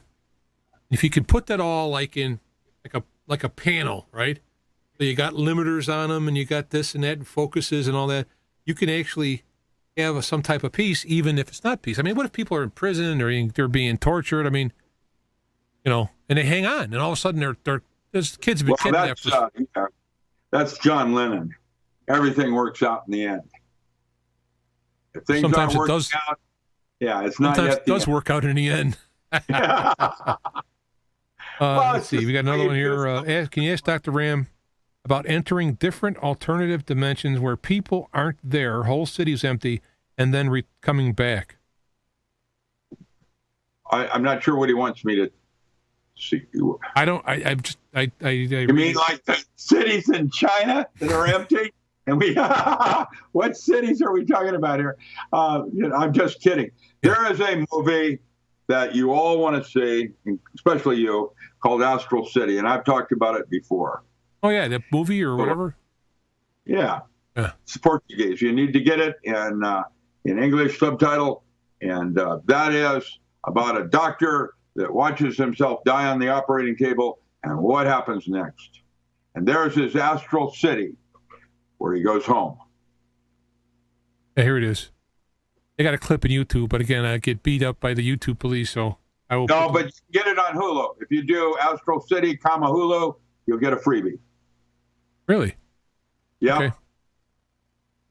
I've had a dream too. Whole neighborhood's empty. This is all alien time technology or something. And these people are talking about it in the chat room.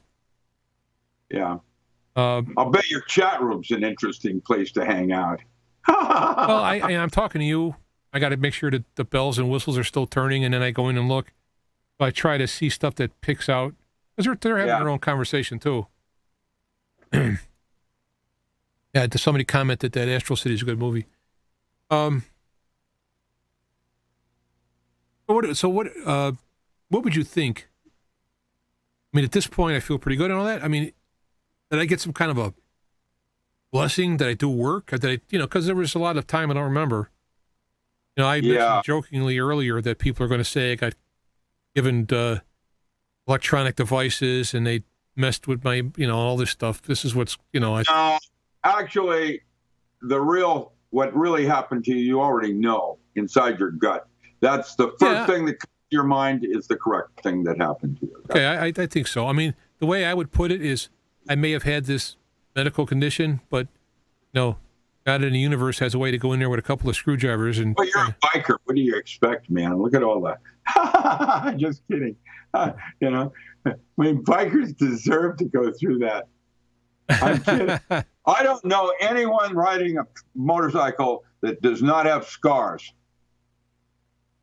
I haven't yet, but I've only been doing it a couple years. I had a long break. Here's a question I found. Has Doc worked on anti-gravity? That's magnetic monopole. Boeing already has that in an experimental aircraft that they're working on right now, which means it's a non-propulsive form of movement and working with gravity lines and magnetic monopoles. I've written about that in some of my stuff. Boeing has that technology now. I don't know if it was reverse engineered or it was from the get. We always were trying to find a magnetic monopole. They now have one. And once they had that, they have a domed craft that will be using either 3 or 4 to tripod onto different lines. The 3 is a more balanced system, but 4 magnetic monopoles gives you better control. And it's harder to control it, but it gives you better movement.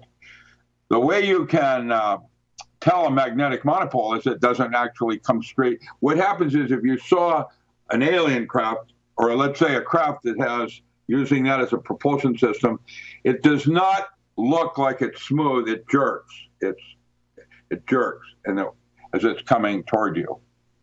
And that's the other part of it. Whenever you look at something like that, it will appear as if it's coming directly at you, like it's identified you as the target.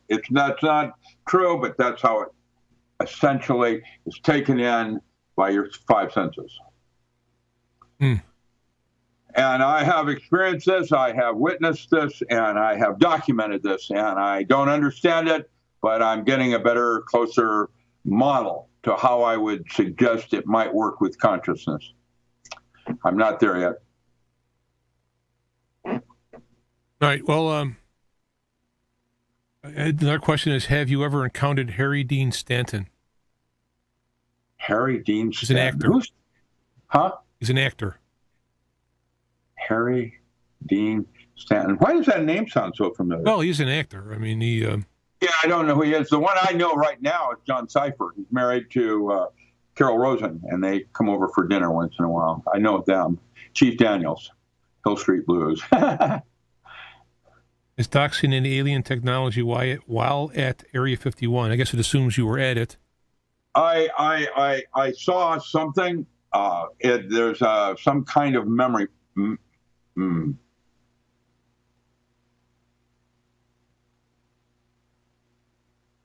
I can't get there.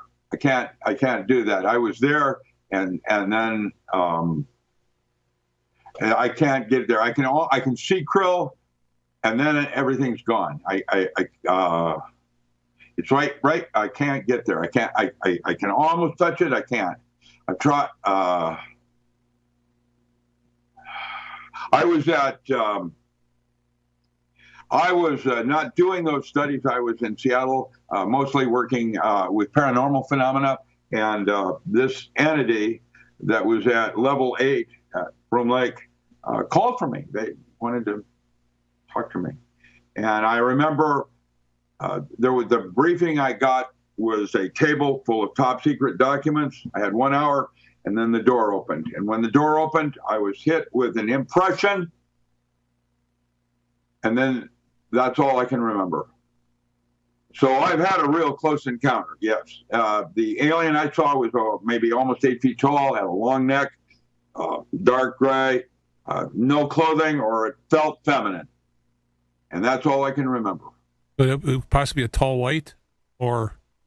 It was skinny, like I don't know, tall, skinny, tall. Because I woke up once with me yelling, no. I mean, I was asleep, and I woke up in the process of yelling no. I had a very odd pain in the middle, like the middle of my brain. And when I opened my eyes, I saw what I thought was this tall white creature. But then as I looked at it, it went into the light and shadow of the light looking in here. So you couldn't see it anymore. That's actually, yes. I don't know how they do that. I've got a block there. And that's been over 50 years, almost 50 years. And I can't get through that. It did something or talked to me or said something to me that has led me to this moment. Well, I had it happen a second time, but I didn't see anything. But when I woke up, I commanded by my sovereign right as everything from a child of God to a human being to forbid this, and it never happened again. But both cases, the next day, I was kind of sick to my stomach, and I had this dull ache in my head. Now, I've had some MRIs. I've had a couple of MRIs, so if they put something in my head, it probably would have flew out. So I'm guessing that. Well, or not. Who knows? How did they put it in Callahan? There's worms in my brain. Yeah, that's a great movie. Yeah, I don't know. I mean, I just I'm glad to have you talk. I don't know how much we got at least another half hour we can go if you want, or if you want to feel like calling it a night. Whatever you'd like to do. James, it's always my honor with you. Oh, it goes back. Well, no, yeah. You're one of the more lucid people I've encountered, and I really appreciate our friendship. Well, I agree, and I hope to get out there sometime. But I'm going to be working. I'll show you the redwoods and the beaches. Right now, the whale are mating. That's a sight. Sex in the water. Oh, yeah. I mean, I'm going to be in financial problems for a while. Yeah, it's always about money, isn't it? Isn't that the creepiest part of it? Well, I mean, the thing is that I could just walk away from everything. Well, I have, essentially. That's why I'm starving. Yeah. So, I need that. That's my only source of income is book sales. Yeah. Yeah, in fact, let me just take this time here since we're here. Let me go to this book. You have your, I got to find it now. Here we go. RichardAllenMiller.com. You have all these books here, on all this information. 2 pages, yeah. You even got the audio books. Yeah. You go through this. It's always best to buy them from you because then the actual money goes to you, unlike... And then I also will autograph them. Everything coming out of my office is autographed. Yeah. It's just phenomenal, all the stuff. That was one I did for High Times. And the other one, the original one, Magic with a K, is the original book. And you get them both for the same price. So I just put them on a disc. Yeah, no, you have some ebook stuff here, very reasonable price. So if people don't have a lot of cash, they can still access your knowledge well. And the books are reasonable too. I mean, I don't see any $50 books here. So no. The ebooks, the Encyclopedia of Alternative Agriculture, which is 9 volumes, is $43. Yeah, you got a whole lot of stuff in that $43. Yeah. So, Richard, to make myself accessible. RichardAllenMiller.com. Some of these books have actually been lowered. You can buy the whole ebook. I have no idea. I have lots more where that came from. I've got, if I were to move my camera for a minute, you could see all these different boxes around me. Each one's a book that's ready to go. Oh, okay. So I got lots more books coming out, including the ones on pathworking. Right now, there are 15 audiobooks on metaphysics that I taught. And through Humboldt University, when it was called Interactive Educational System in 1990, I was teaching online. And now I'm going to start a program with Sterling University up in Vermont and Rogue Community College here in Grants Pass, Oregon. I'm going to start teaching online, and the course I'm going to teach is called The New Small Family Farm for the 21st Century. And one of the first chapters is called The Herbal Pharmacy. Okay. Now, I guess I alluded to possibly ending the interview, so now the questions are pouring in. You ever been to Bohemian Grove? Yes. I mean, like in there, like a guest or that stuff? Pretty much to be rushed, trying to be invited in. I said no. Oh. I'm not interested in those kinds of clubs. I'm a nerd, not a politician. I don't function well as a politician. I function better as a nerd. That's what I want to be. I don't want to be a spook or a politician. Politician can lie. I don't want to do that. Well, that's very good. Now we're getting into that ducky question. It doesn't mean I'm right or wrong. It's just that's what I choose for myself. Now you're getting into that. You're getting into that ducky question of ethics and morality there. Yeah, it's trying to walk your talk and discover what it really is. That's the steps on magic. That's what's called pathworking, discovering self and what you're capable of. And I feel like I'm David Copperfield with my bowl empty in my hand saying, "Sir, can I have some more, please?" I want to go to the next stage. There you go. I like it. Does Doc use shungite?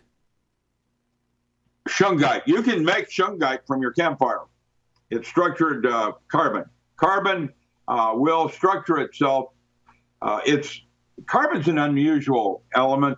that bonds to itself, so you have monosheath layers of it, and that if you build a system of nanotubes, it's stronger, maybe 100 times stronger than diamond.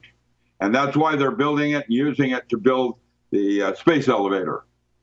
That's in Japan. We had an earlier show, you mentioned that, and I looked up those things. Pretty fascinating. There they are, just like I said, yeah. Now they've come out with body armor that of nanotubes. And I saw the demonstration where they put the body armor, it's pretty light. They put it on a dummy that has a gel body to it that will react similar to human flesh as far as damage and all. The guy stood like 10 feet from it with the giant cans of guns just shooting at it. It blows apart.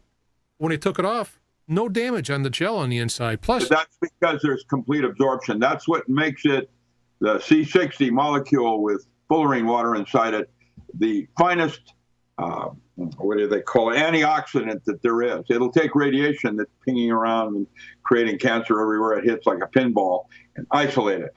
Yeah, and wash it out of the body. It's fantastic. It's like this is like. But anyway, what was my point? I have some articles that you're welcome to post on your thing. One was published in Nexus. The darker side of Fullerenes was not, but I'd like to see it published everywhere so that everybody understands how that weapon works. I'll send you those links. No, sure. I'll put them up.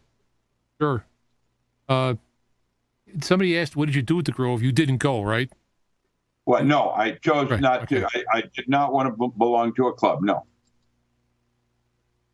I'm looking up those Fullerenes right now. I'm going to send them to you so that it actually happens. Okay. And you can post those. Okay. Oh, and Doc, talk about Antarctica. I guess you mentioned earlier about your trip down there. Well, it's on your previous shows. I can talk about it briefly, but we've already talked about Antarctica. Right. They're making some very, wait a minute here. I want you to have C60 Fullerenes. I want you to have fullerene water. I want you to have fission bomb. And I want you to have that right there. There they are. Enjoy those. All right. I'll put them up in the link so people can download them. Sure.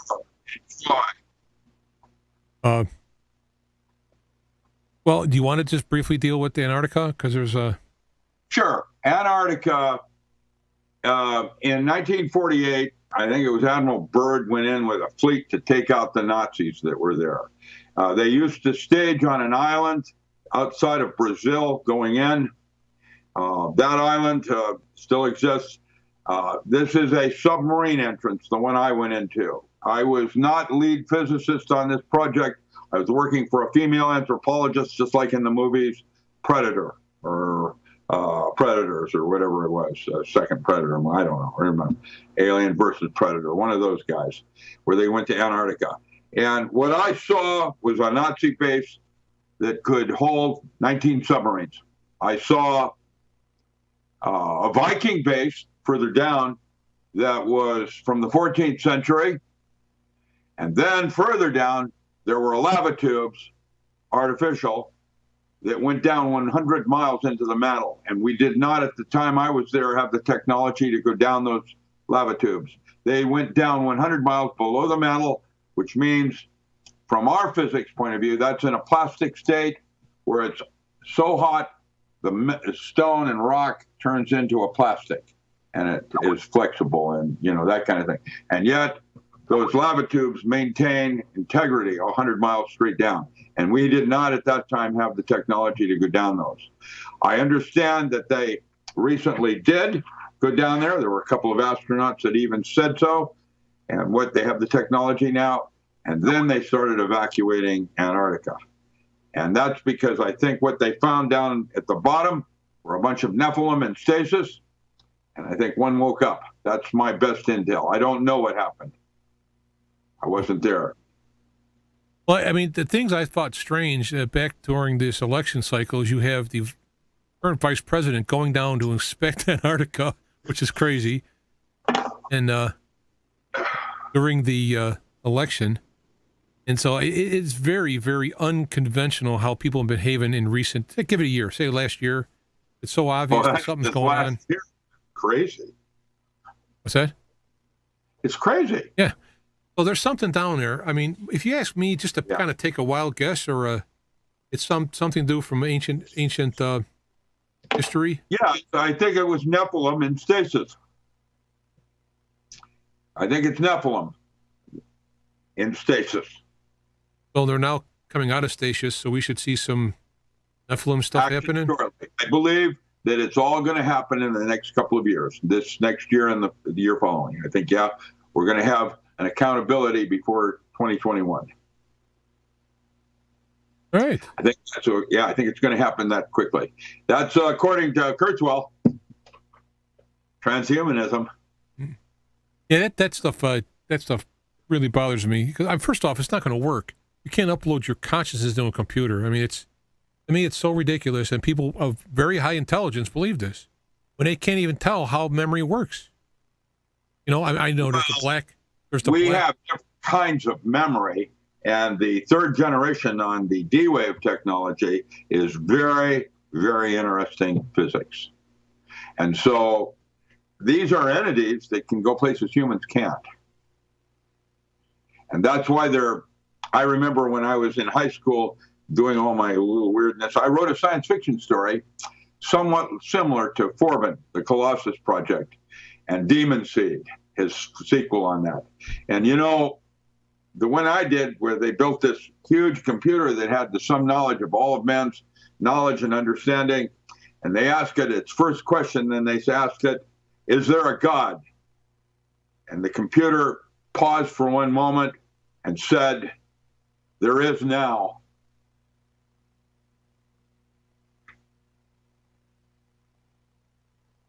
There is now. That's funny. Yeah. There is now. And that took care of that physical plane part. Now they're currently deploying some of this technology in Chicago at the present moment, trying to predict future crimes before they happen.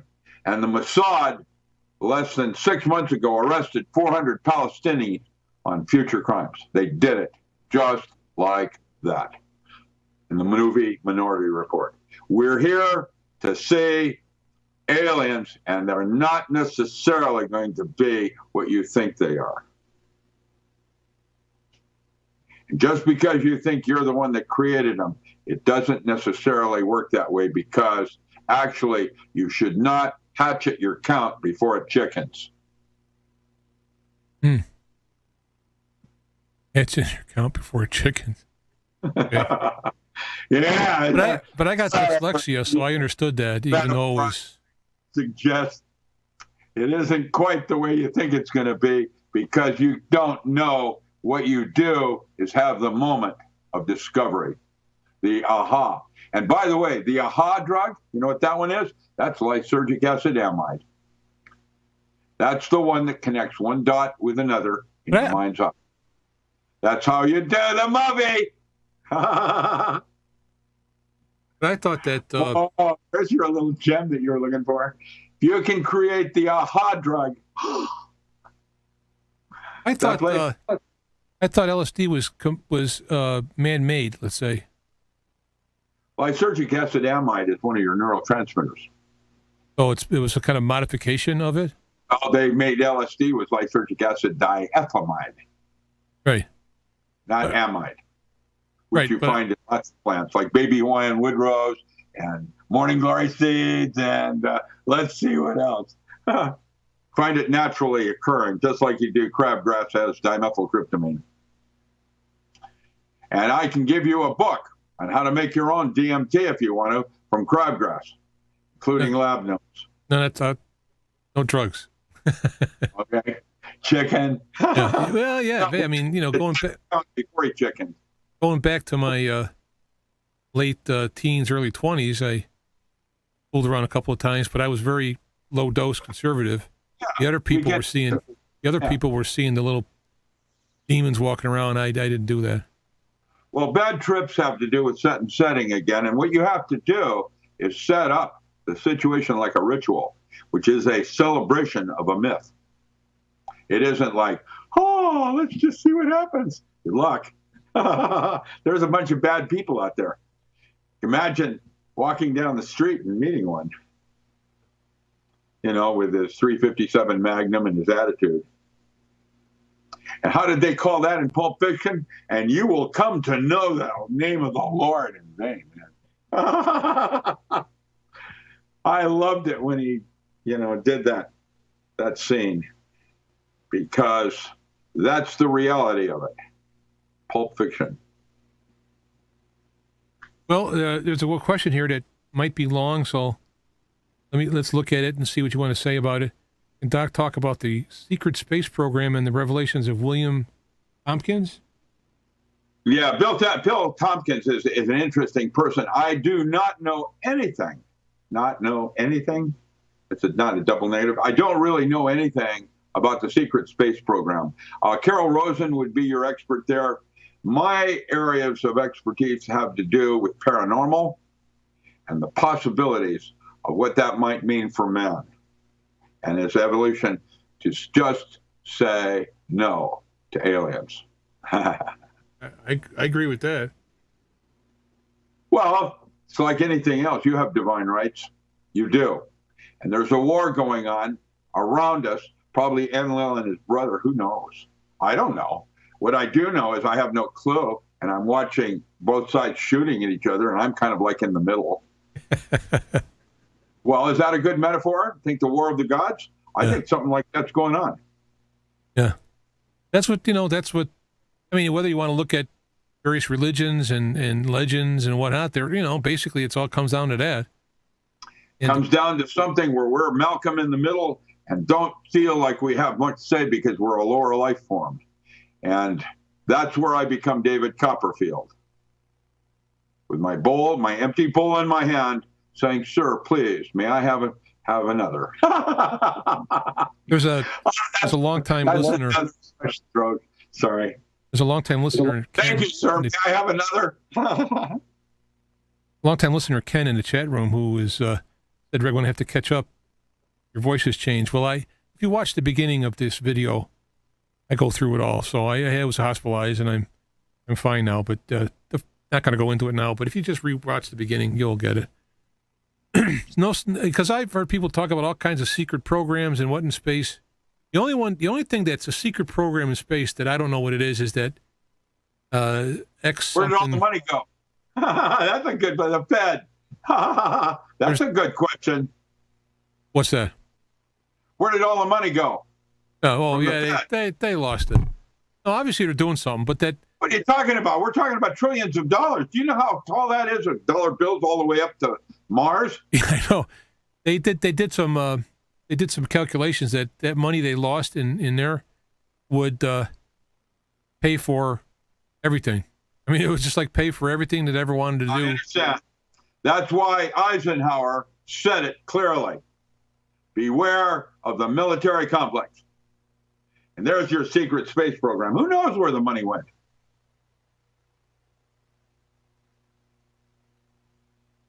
Didn't go to spas.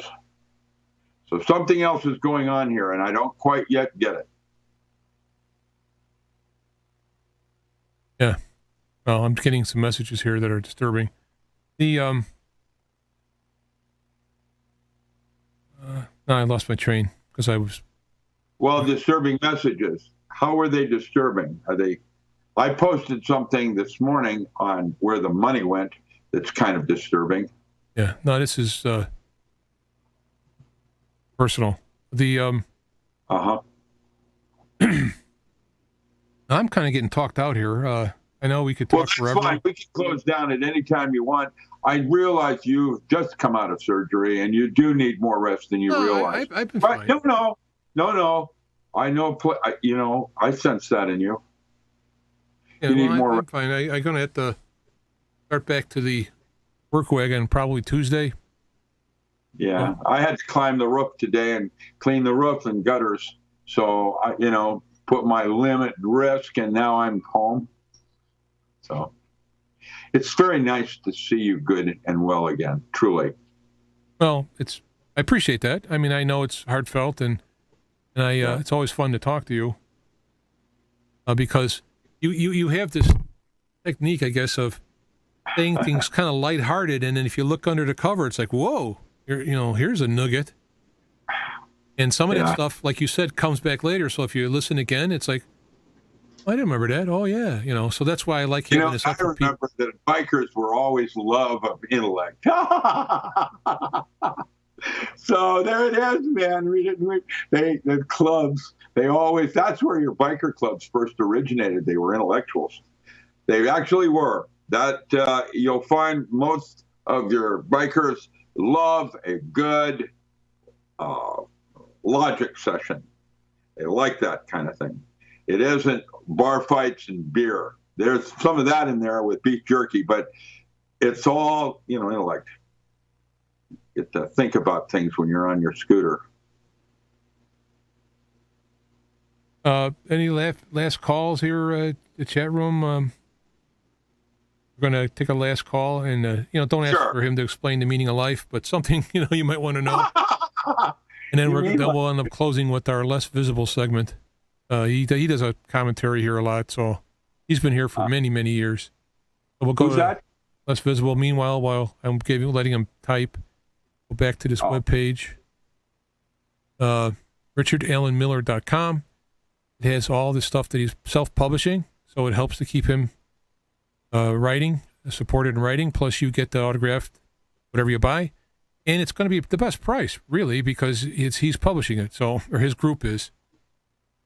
PayPal and other things. You can do that. Yeah.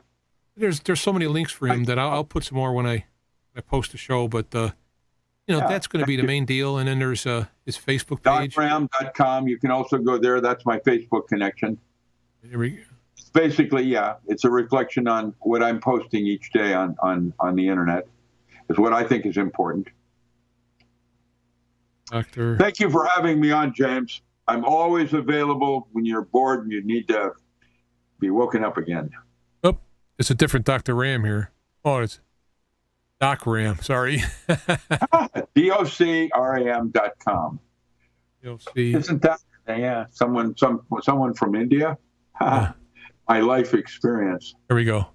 There you go. That's my Facebook page. You can find other interviews he's had. Posted information. It's a lot of good stuff there. I get that article right there worth watching. That one right there. Yeah. Yeah. That's a creepy article. What they did in '62 shows you what they're doing right now in the Bay of Pigs. That's a secret document that was released, and they run through it line by line to show you what they're doing today. The same thing. Okay, well, there you go. You can search for him, Dr. Richard Miller, Allen Miller, and you'll get to this page. And I'll post the links directly to here and stuff so that people will get that. All right, well. We're good. Yeah, I guess I got the questions and people are happy. So we'll have to, until next time, After that.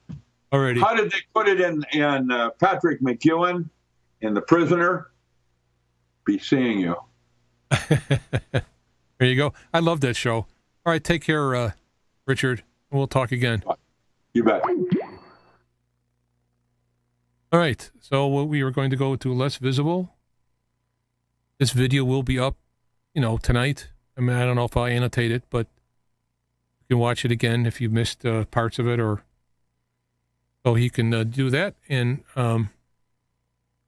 we will set up for something for next week. So let me get to less visible, and here you go. Welcome, dear friends, to Dog Poet Transmitting and the Saucer Pod. And let us extend to you as well the greetings from the Arcturian Brotherhood and the Sirius Cluster. Not to imply that I channel them or represent them, they're merely friends of mine from the invisible realm. And something that didn't happen this week, and I completely forgot about it until today, was September the 3rd. Drum roll, da-da-da-da-da-da. Nothing happened, and that's typical of funny prophecies in general. I always go back to that biblical phrase, he comes like a thief in the night. No one knows the hour of his coming. Okay, my friends, first an apology for no broadcast last week. Articulate, visible. I'd gotten a new webcam, supposed to be an upgrade from the one I'm personally using. It wasn't. Logitech provided no software. Almost unheard of, and it's been months since it's been out. I got burned. So my problems weren't solvable, and I just blew it off. And I think my temperament wasn't all that great anyway, and we let it go. I had gotten a Canon camcorder, very complex item, too sophisticated for me. I can't use it. I'm gonna have to sell it. It's very high tech and well beyond my capacity. Trump is losing his mind in spectacular fashion. It's an epic meltdown, threatening North Korea and Iran. It is one thing, but, and this is certainly that was certainly under orders by his Zionist masters. And the next, I think, must be two. He made some comments about people sitting for the anthem at professional games. Now the result is that everyone is now doing it in rebellion. He's a changed man. What he did about those sitting is staggering. Given the PC programming taking place, the Antifa thugs, and all the rest of the Jacobins, he is fomenting civil war. This is setting the stage for a likely attempt on his life. This is also orchestrated by the Zionists, or will be. Meanwhile, Hollywood is going berserk on him. I've never seen the like. And this is also under the command of the Zionists who run Hollywood. They seem to be everywhere that evil is in action. Comprehensive study of alternative sexual mores shows you that tribe members, which is the smallest demographic of people on the planet, actually have the largest amount of gays per capita. Amazing, isn't it? Quite impressive. Whatever, I don't mind what people do in their bedrooms together. I mind when it becomes a political force, as you know. I think the heavens and the visible, invisible hierarchy for the certainty that good will prevail in the end. I keep being brought back to the fields of Cormallin in The Lord of the Rings, where Frodo and Samwise had affected the ring going into Mount Doom, into the volcano, with Gollum. Precious! Anyway, then the attention of Sauron was turned toward Mount Doom, and on the battlefield, all those who were about to wipe out the forces from Gondor, and including Gandalf and the Nine Walkers and all the rest of them, they all lost their minds. They went running off in all kinds of directions. It was over. This is what I see on the horizon, my friends. This is what I think is going to come to pass. I got a strong feeling about it. Some amazing things are happening, my friends. 2 nights ago, I was out for dinner with some friends. I didn't eat with them because I prefer to eat at home. I can't get food as good as I get at home. I've been cooking all my life, and I gotta admit, that's one talent I'm not shy about saying I got. And I hear about it all the time anyway, so I know it's not just my opinion. Anyway, as a result, I was getting out there eating. We were out on this patio, and I would walk past this big barrier, and then I was out like in the desert sands and all, and instantly I was going, oh, Lord, I love you. I love you, Lord. Oh, my God, I love you. And I felt it with such intensity that it was like shocking. And every time I went out there, it kept happening. And I said, Lord, what does this mean? What's taking place? He said, that's how it is now for you. He says, whenever you're alone, I'm going to be coming into you, and we're going to be dialoguing and being intimate. And it was so wonderful and so beautiful. I've been aspiring to this all my life, and God knows I've failed miserably. But now it seems as if it's actually coming to pass. And I had an experience today that was really something. As you know, I am a New England Patriots football fan. I don't care how you feel about the games, whatever. It's one of my small entertainments. Let me give me a little latitude. They were getting hammered on by the Houston Texans. They were about to lose. They were way back in their own side of the field. There was very little time left. And the ineffable came into my head. I had been getting angry. And the ineffable came into my head and said, look, Visible, if you'll just cease doing this, they will win the game. It seemed impossible. I went, okay. And then time kept getting less and less and less, and less likely it would win. And the ineffable going, what? You don't believe me? What? You don't trust me? In a snarky, kind of a sarcastic way. They won. under unbelievable circumstances. And then the same thing happened because my friend roots for the Eagles. A 60-yard field goal that they've never ever done before in Lincoln Field. It suffice to say, it's been an unbelievable day. And the NFL said, Visible, you don't think I can move heaven and earth anytime I feel like it? My power is limitless, Visible. You don't think that I can influence a professional game just to teach you a lesson? Oh yeah, I can, and I do. I do all kinds of things with you, Visible, of which you are unaware. But since what is coming up is now getting closer and closer all the time, well, certain changes need to be made and certain points need to be made. And there you go. And I was dumbfounded. Okay, you can believe this or not, I don't really care. Because I was right there and I heard it. I was watching the game and I saw it, and it really looked very unlikely. Boom. And he said, see? I don't know what to tell you about that, but I've been having a lot of very unusual experiences. He said similar to me before, Visible, I can turn it. Look what I did as your trial, Visible. Look at many things I've done in your life that are completely inexplicable, that would not have happened in any ordinary circumstances. Think about it. I need your faith to be unshakable, Visible. Do you notice how your heart and mind are changing? Do you notice how so much of everything you write now and try to do is about me? Oh yeah, that's not by accident, Visible. And aren't you so much happier? And I thought, oh yes, indeed I am. I don't want to talk about this other stuff. He says, but you will. But you know, it will all be in that context. And I'm going, oh. So I cannot really express to you how I'm feeling at the moment, but I am feeling, what do they say? Like $1 million, including inflation. No, way more than $1 million. It's priceless. And definitely better than having a MasterCard. It seems for some reason in this particular broadcast today that time has expanded. Ordinarily, the broadcast would be over by now. But it's not. Oh, so much more time to talk about the ineffable. My friends, I find myself speaking the ineffable all through the day now. It's just happening more and more and more. Sometimes with other people around. I don't care. Paint me crazy. I don't really care. I believe you have to be crazy anyway. I believe until you've gone mad, you can't really appreciate the ineffable, because otherwise you're still living within the rational context and confines and parameters of the manifest world. And although that is composed out of elements of the ineffable and all the rest, the ineffable in its higher octaves and levels of vibration is well beyond what goes on here. I am so grateful. Oh, how to communicate this. And I know that others like you are going through similar experiences. A commenter at Smoking Mirrors very recently put up last night, you know, he's got a very bad domestic problem, romantic situation, discoveries of betrayal and such. Oh my goodness.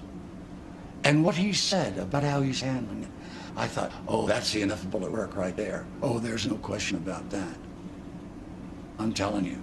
I was looking at his words and I was going, oh, the Lord's really moving around through. And I'm noticing it in the world too, but only specifically among those people who are making a place for it, who are open to it. Oh, how wonderful it is.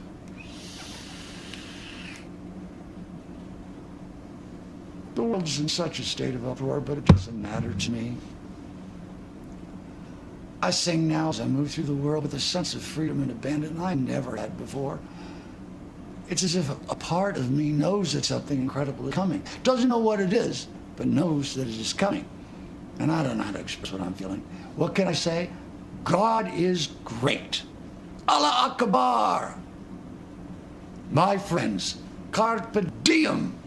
Now is the time. If your desire is to find the ineffable, something marvelous is afoot. Remember that desire is the agent of God's will, okay? Whether that be to achieve a beautiful union with the ineffable, or whether it is for the purpose of demonstration for a lesson you gotta learn. Well, how it goes.